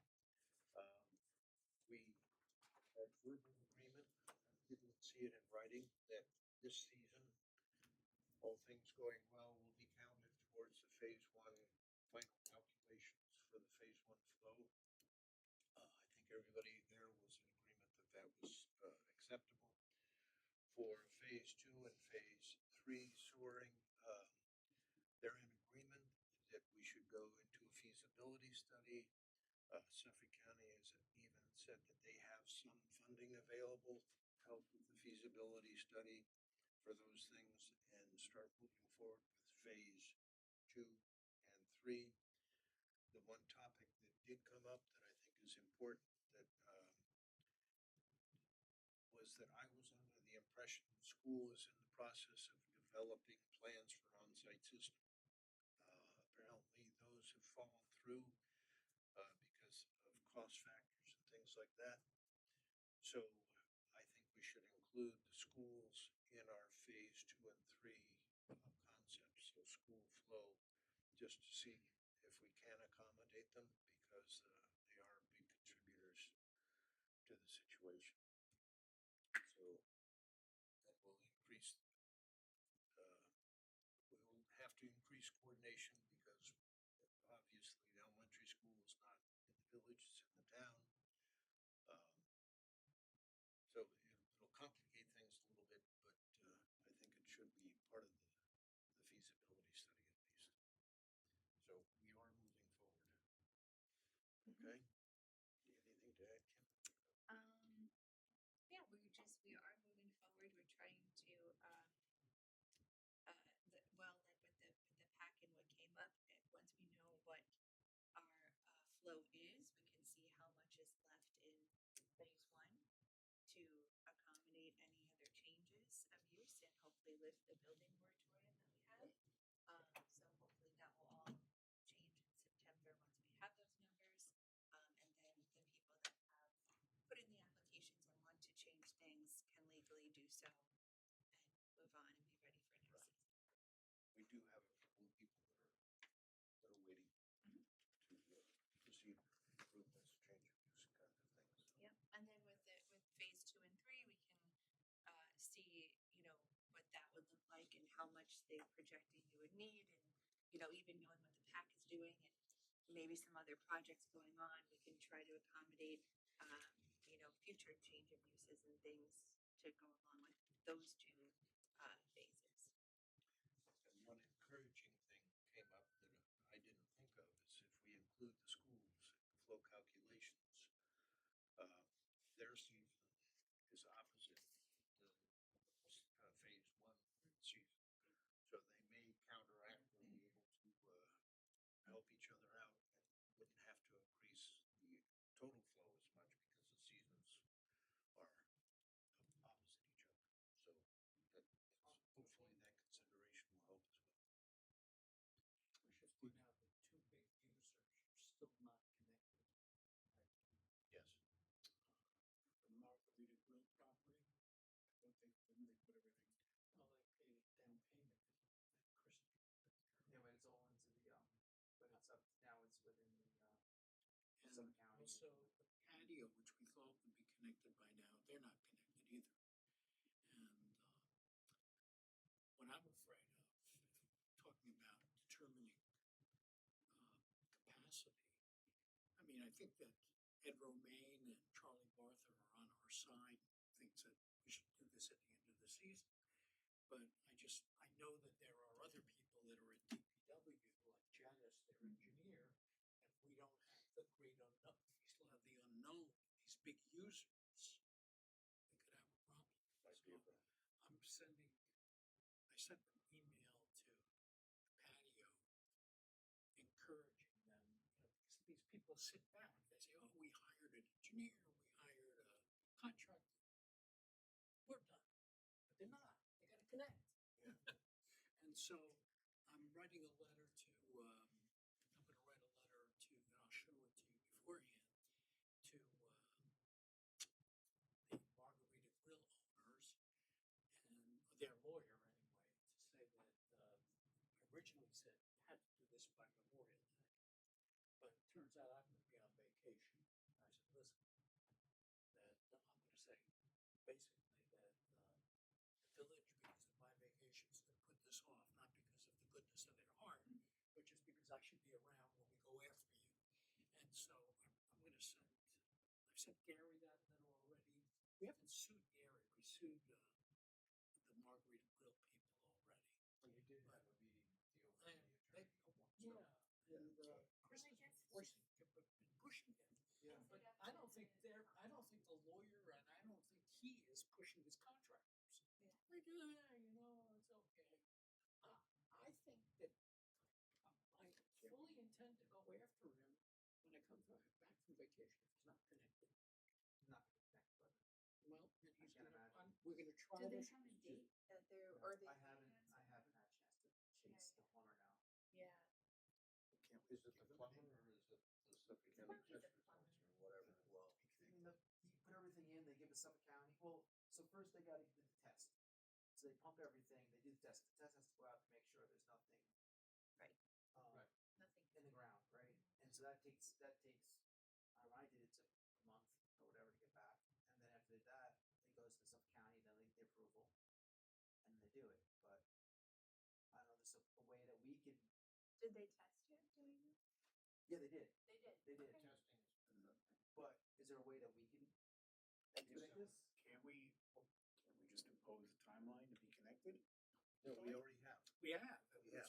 It's not, but It's it's 60 done. days from But August that's what's all this, like, 2024. It's not just, it's just gonna frustrate ourselves, because we like, the Suffolk County, whoever, We should try to make it. No, like, try I to get make that it part, happen. but that's also a them problem. It's not It's their us problem.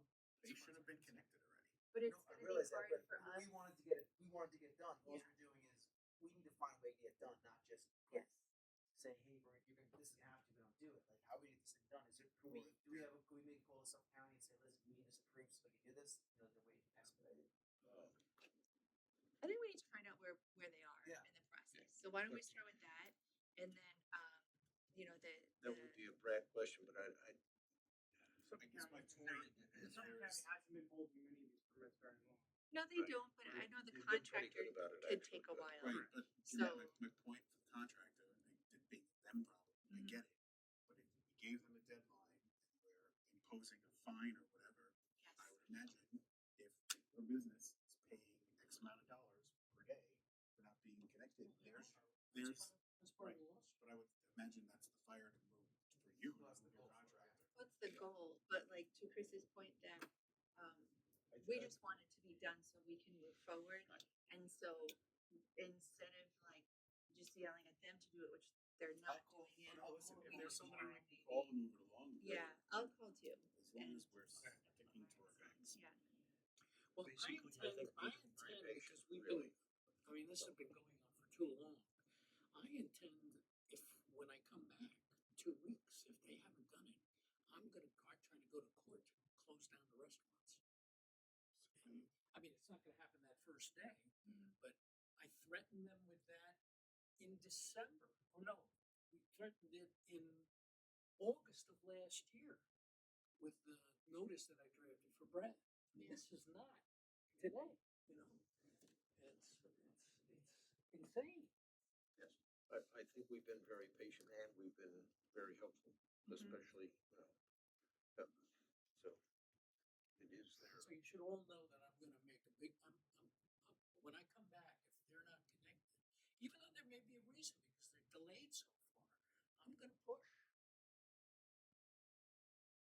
Okay. I mean, I already have a resolution, two resolutions to tell them I can do that, and I'm ready. All right.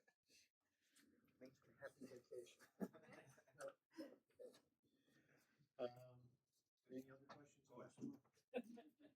He's on my side.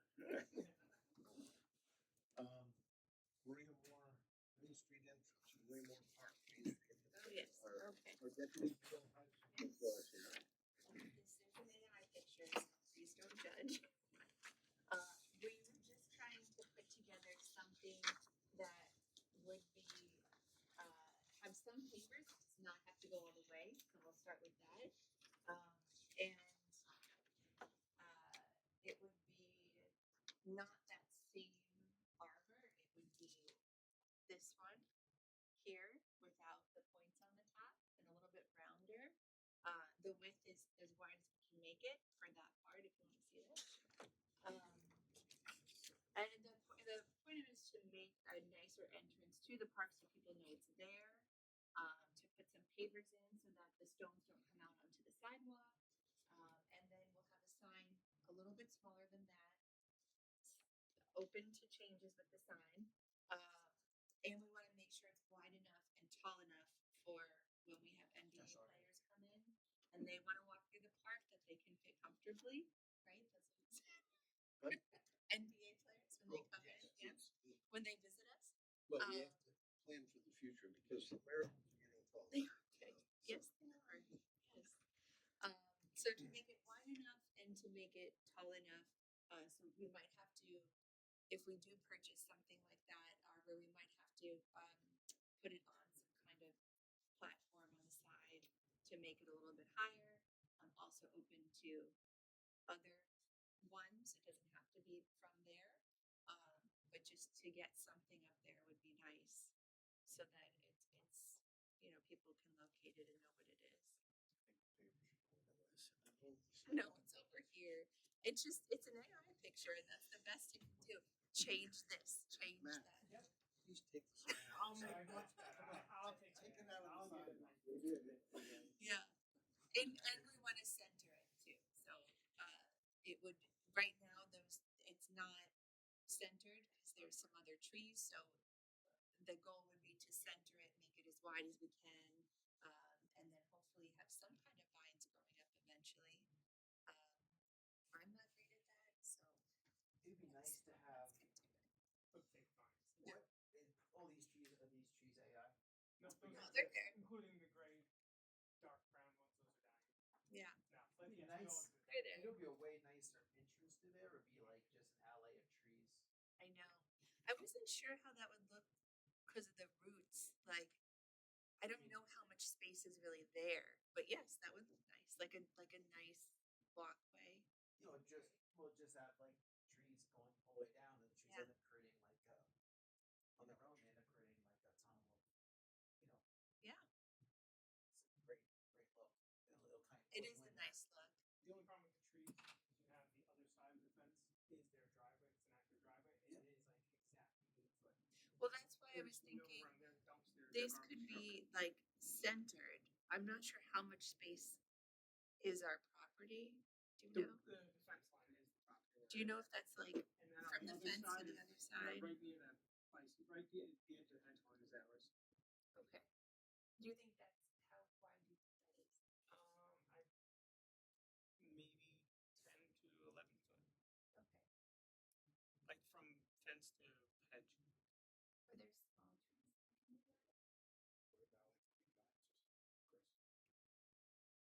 The problem with the green giants is that, well, we have them in the Marine Park, and they're like 100 feet tall already. Yeah.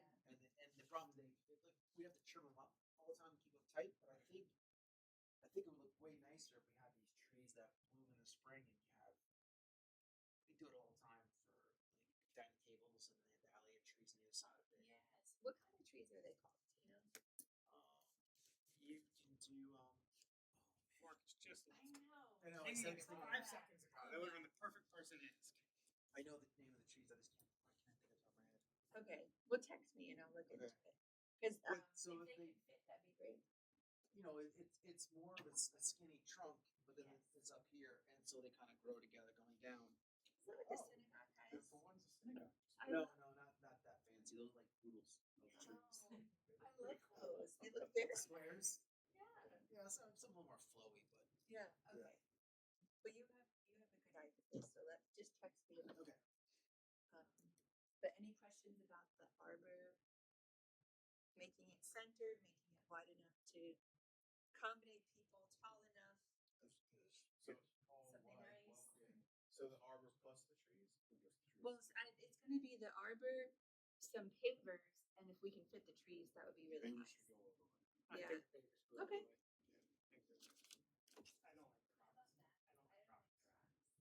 You know, I just always see them come out and then they The get stuck mower in the loves finding every strollers. rock and launching into Yeah. Colorado and stuff. Oh, wow, I didn't think of Oh, that. we've got a couple of kids for that. Yeah, and this would be nice if people wanted to eventually, like, you can engrave them, they could donate stuff. It's another opportunity for people to feel connected to the park. lindens are a good one.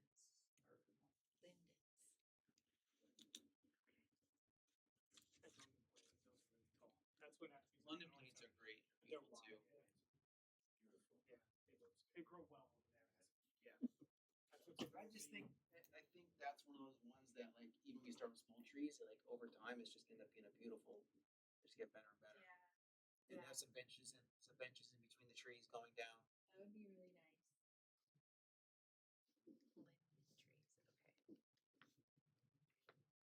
All right, I'm gonna work on that. It's a little wider. That's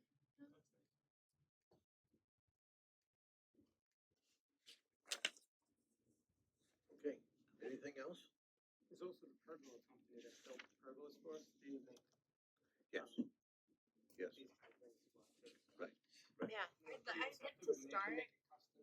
Yeah, I'd like to, we can get quotes for that. I'd like to start with, being able to just get the arbor, just to have it, so we Right. could, and even do The arbor, the the sign, pavers. and then we can do the landscaping and benches and things Yeah. like that as.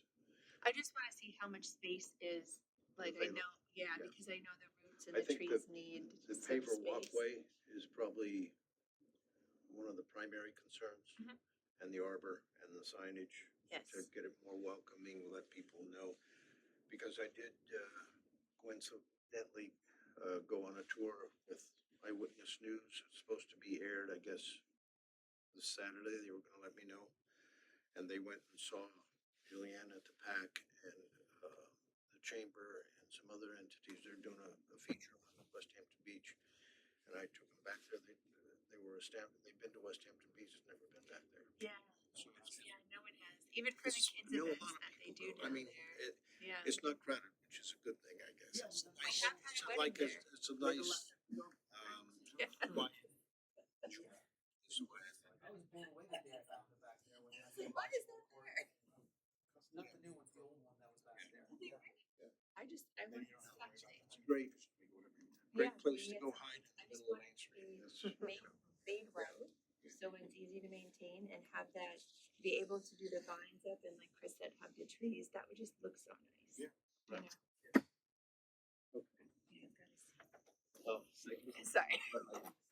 Oh, yes, share that, yes. No, I don't like that. No, I love that. You can't have the uplighting. It's not uplighting, it's No. something else. It's lanterns from the tree. It's just the moon's reflection off the mirrors. I love that. You can do it without going against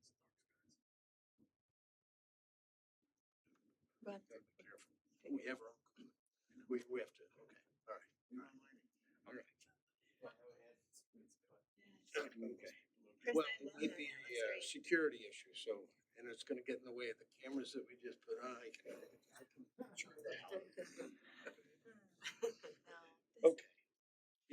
Are we good? we're good. So Matt, if you wanna, get some, like a quote, but You want to mirror similar. it's this one. I'll show them that. We like this one without the, points on it that's just round, like there's Just the, an archway. that arch, you could have that. Yeah, and just something similar that, but definitely taller and something wider that would fit there. So we have a clear sign and a person walking. Yes. No bump in their head. Yeah. Okay. Okay. All right. Next item, DPW truck F600 or equivalent. Matt gave me this packet of quotes. Go ahead. So New York State mini bid, this is just to replace one of our aging trucks. We don't, a couple years back, we got rid of one of our swap loading trucks. The only truck we carry is big enough to really bring a lot of leaves. Without going to this next step up in weight class, which will bring us to a CDL class, the price nearly doubles once you go to that point. So this is the largest truck I can get that's non-CDL. Like I said, so I can go above that CDL, that level, 26,000 pounds. The prices go from like 130 to 240. It blows my mind how aggressive the price change is. So this is for a full outfit with a plow, 4-wheel drive, a salt spreader replacement. Salt spreaders, it is from everything. Instead of just piecing it together, we were able to just build it out this way to save. You actually save money than piecing each section out because you're mentioning full retail price. Then so. We do. So we're slowly switching over to electric. We have this last winter was rough on our salters and this equipment. We're down to one salter out of the 5 we have at one point. The mechanics to keep getting that brick back up to finally get it working. So we haven't bought a salter. We've only bought 2 since I've been here.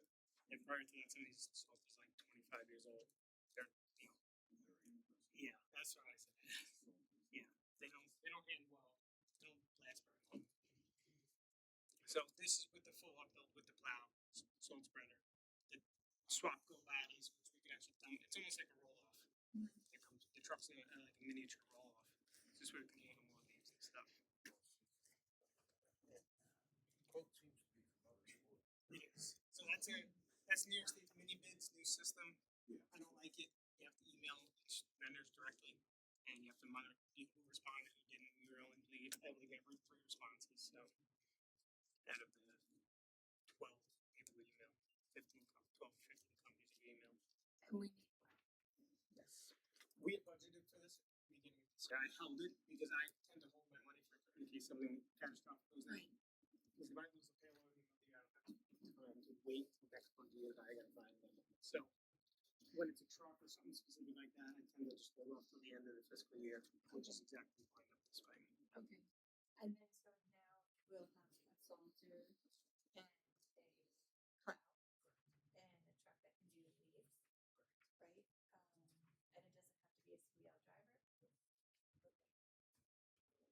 Hands a roll up on it. So it's just come with 2 bodies. So one's like a high side body, one's like a low side, like almost for facing body. Yeah.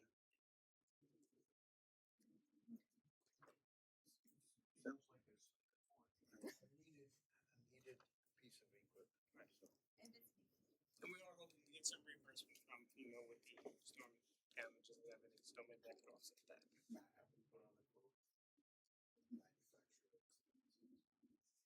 Can have them with that. Good call. Okay.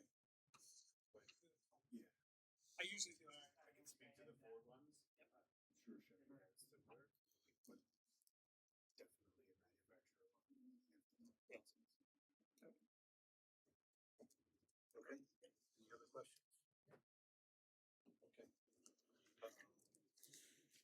I guess we'll put this on. I think we would have to because this is our last public meeting for this year. It's on It's not. So, resolution, is that all right? Chris? Yeah. Yeah.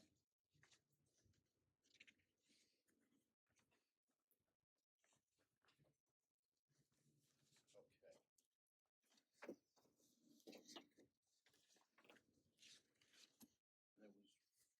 That was 33,000, not to exceed 133.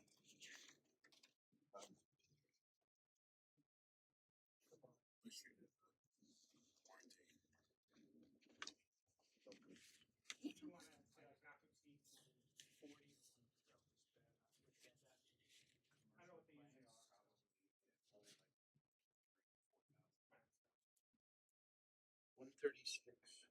You want to say one not to exceed one. You say one. The next page, next person takes one. Yeah. Not to exceed. You don't you? Yeah. And the, Oh my God. Just because the approval doesn't mean the check's gonna be cut for that. Chris is gonna work a deal out of the sport for us. on the warranty, sure. On the standard coverage on 600 is 550. Gated gas? Yes. Gas is, it's 560 on the coverage. Yeah.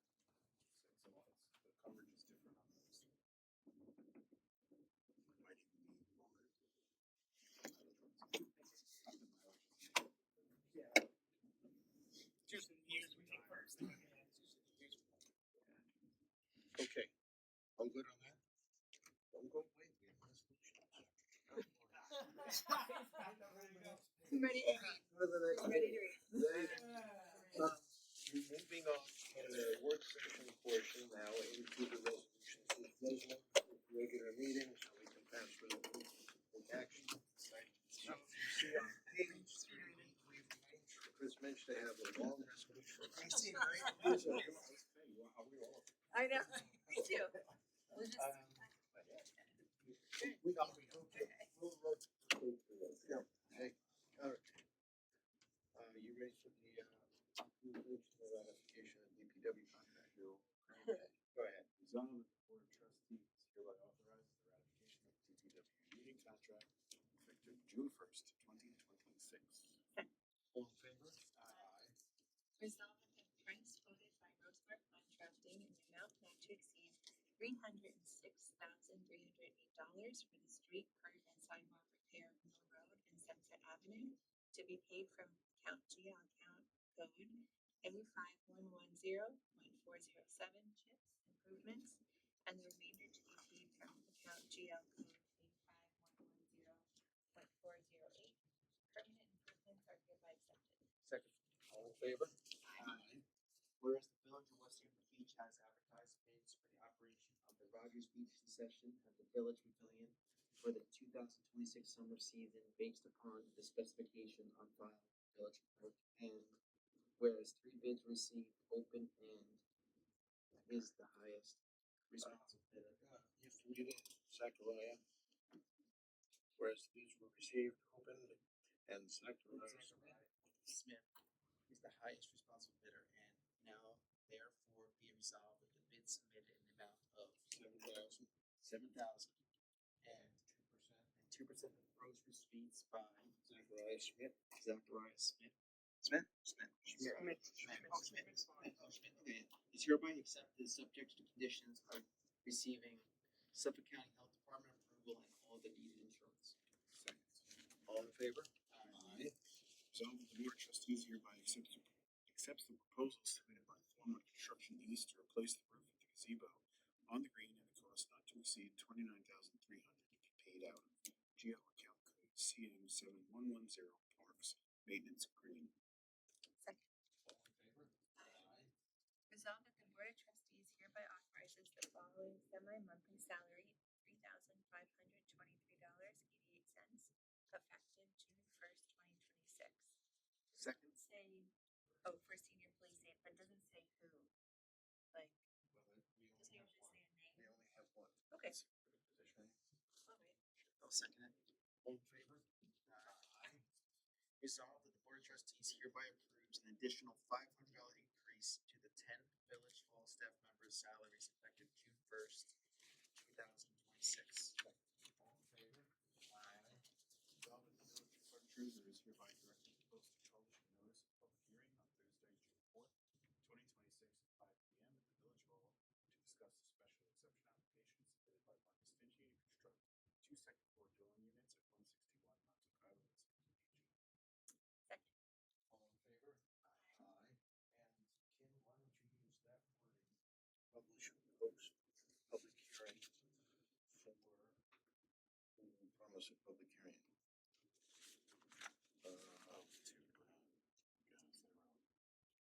Citarella. Resolved that the village clerk treasurer is hereby directed to post and publish a notice of public hearing on Thursday, June 4th, 2026 at 5 p.m. at the Village Hall to discuss the special exception application submitted by Cinderellas to construct for outdoor seating, tables and chairs. And umbrellas And umbrellas and trash cans. Better be there. And what's their address? 141. 141 Montauk Highway, West Hampton. You get tell it again. Sure. I was doing. Exactly the way it was. I like to follow instructions. Alright, second. All in favor? Alright, whereas the village board has received an application from Hired Hospitality Inc.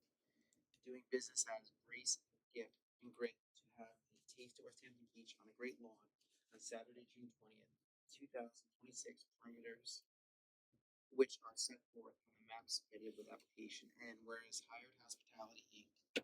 DBA Grace and Grit have asked the village board to waive the village code chapter 54 section 1A to allow containers within the perimeters and to assist Hired Hospitality Inc. DBA Grace and Grit and participants with an application to the state liquor authority to authorize open container alcoholic beverages for this event on that day. Now therefore be it resolved that the Village of West Hampton Beach agrees to waive provisions of the open container law as set forth in chapter 54 section 1A, and the mayor is authorized to prepare and sign a container letter as quoted by the SLA confirming that the Village of West Hampton Beach authorizes and approves the use of open containers for this particular event within the perimeters on June 20th, 2026. All in favor? Whereas the village has received applications for use of outdoor tables, chairs, benches, music, and displays for 2026, and whereas after considering information supplied by the Suffolk County Department of Health Services, the Suffolk County Sewer Agency, and the village's building administrator, the Board of Trustees determined special exception permits should be issued for outdoor seating and tables and music and displays. Consideration was given where there were incidents or reports filed with the police department or changes concerning said uses. Now therefore be it resolved that the Board of Trustees hereby authorizes the placement and use of outdoor seating, tables, and outdoor music and displays as shown on submitted plans to attach to city establishments, subject to all revised conditions and plans on file. Second. All in favor? Resolved that Connor Morano and Anthony Dante Zayas are hereby appointed as seasonal laborers at a rate of $22.50 in the Department of Public Works to work as assigned by the Public Works Superintendent effective May 18th, 2026 and June 15th, 2026 to be funded from GL account A5110.103 seasonal part-time. Second. All in favor? Resolved that the Board of Trustees hereby authorizes NCP Communications Inc. NYS OGS contract number PT 68836 to upgrade the security camera system on Main Street in Glover's Lane at a cost not to exceed $71,052.27 to be paid out of GL account code A31202 police equipment. Second. All in favor? You skipped Tom and Cinderella. Yeah. Oh. Tom and Cinderella. What was the ad The lib? one we were adding Sorry, was the you water. did the- you did the Yeah. class. That's what I that's what I was thinking about when I didn't say it. Okay. Yeah, Not the guy who was speaking. right. So do you want me to read this? No, that one we already did, so we need one. The water rescue. Yep, bush rescue, we need to create one, yes. So I'll just say, I'll just do this one. Yep, Mr. Angel. Now, whereas the West Hampton ambulance has made an application on behalf of its ocean rescue department to locate a what are they storing? Container, an 8 by, Storage container for a jet ski. jet ski at the Rogers Beach, what's the east side or east side? Southeasterly side, to be used for ocean rescues when, only when needed in emergencies. well, they're gonna use it for training too. And for training while the beach is not open to the public, or while the beach is not regular business hours, let's say it that way. Outside of regular business hours. Right. And whereas the board has listened to the application and determined that this is in the public health and safety of the village. And whereas the container can be as large as, can be of the size 20 feet by 8 feet and would be rotated 20 by 8 feet.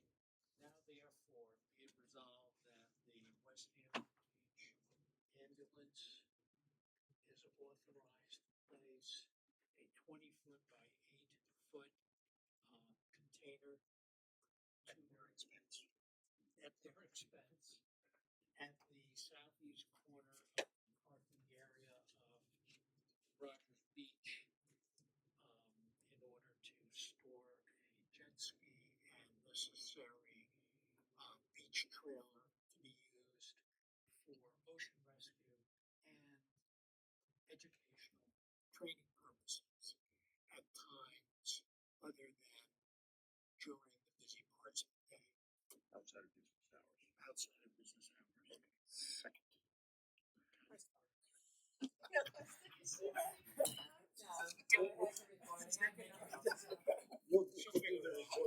And I think there might be some consolidation, because there were some like repeated words, so. It's very. Chris said second. Second, all in favor? Okay, And then we have one more. one more. Resolved that the Board of Trustees hereby approves the dollar per hour increase effective June 1st, 2026. The following part-time employees: Tom Fuller, Jacqueline Moore, Liz Pencroft, and Eli Ryan. All in favor?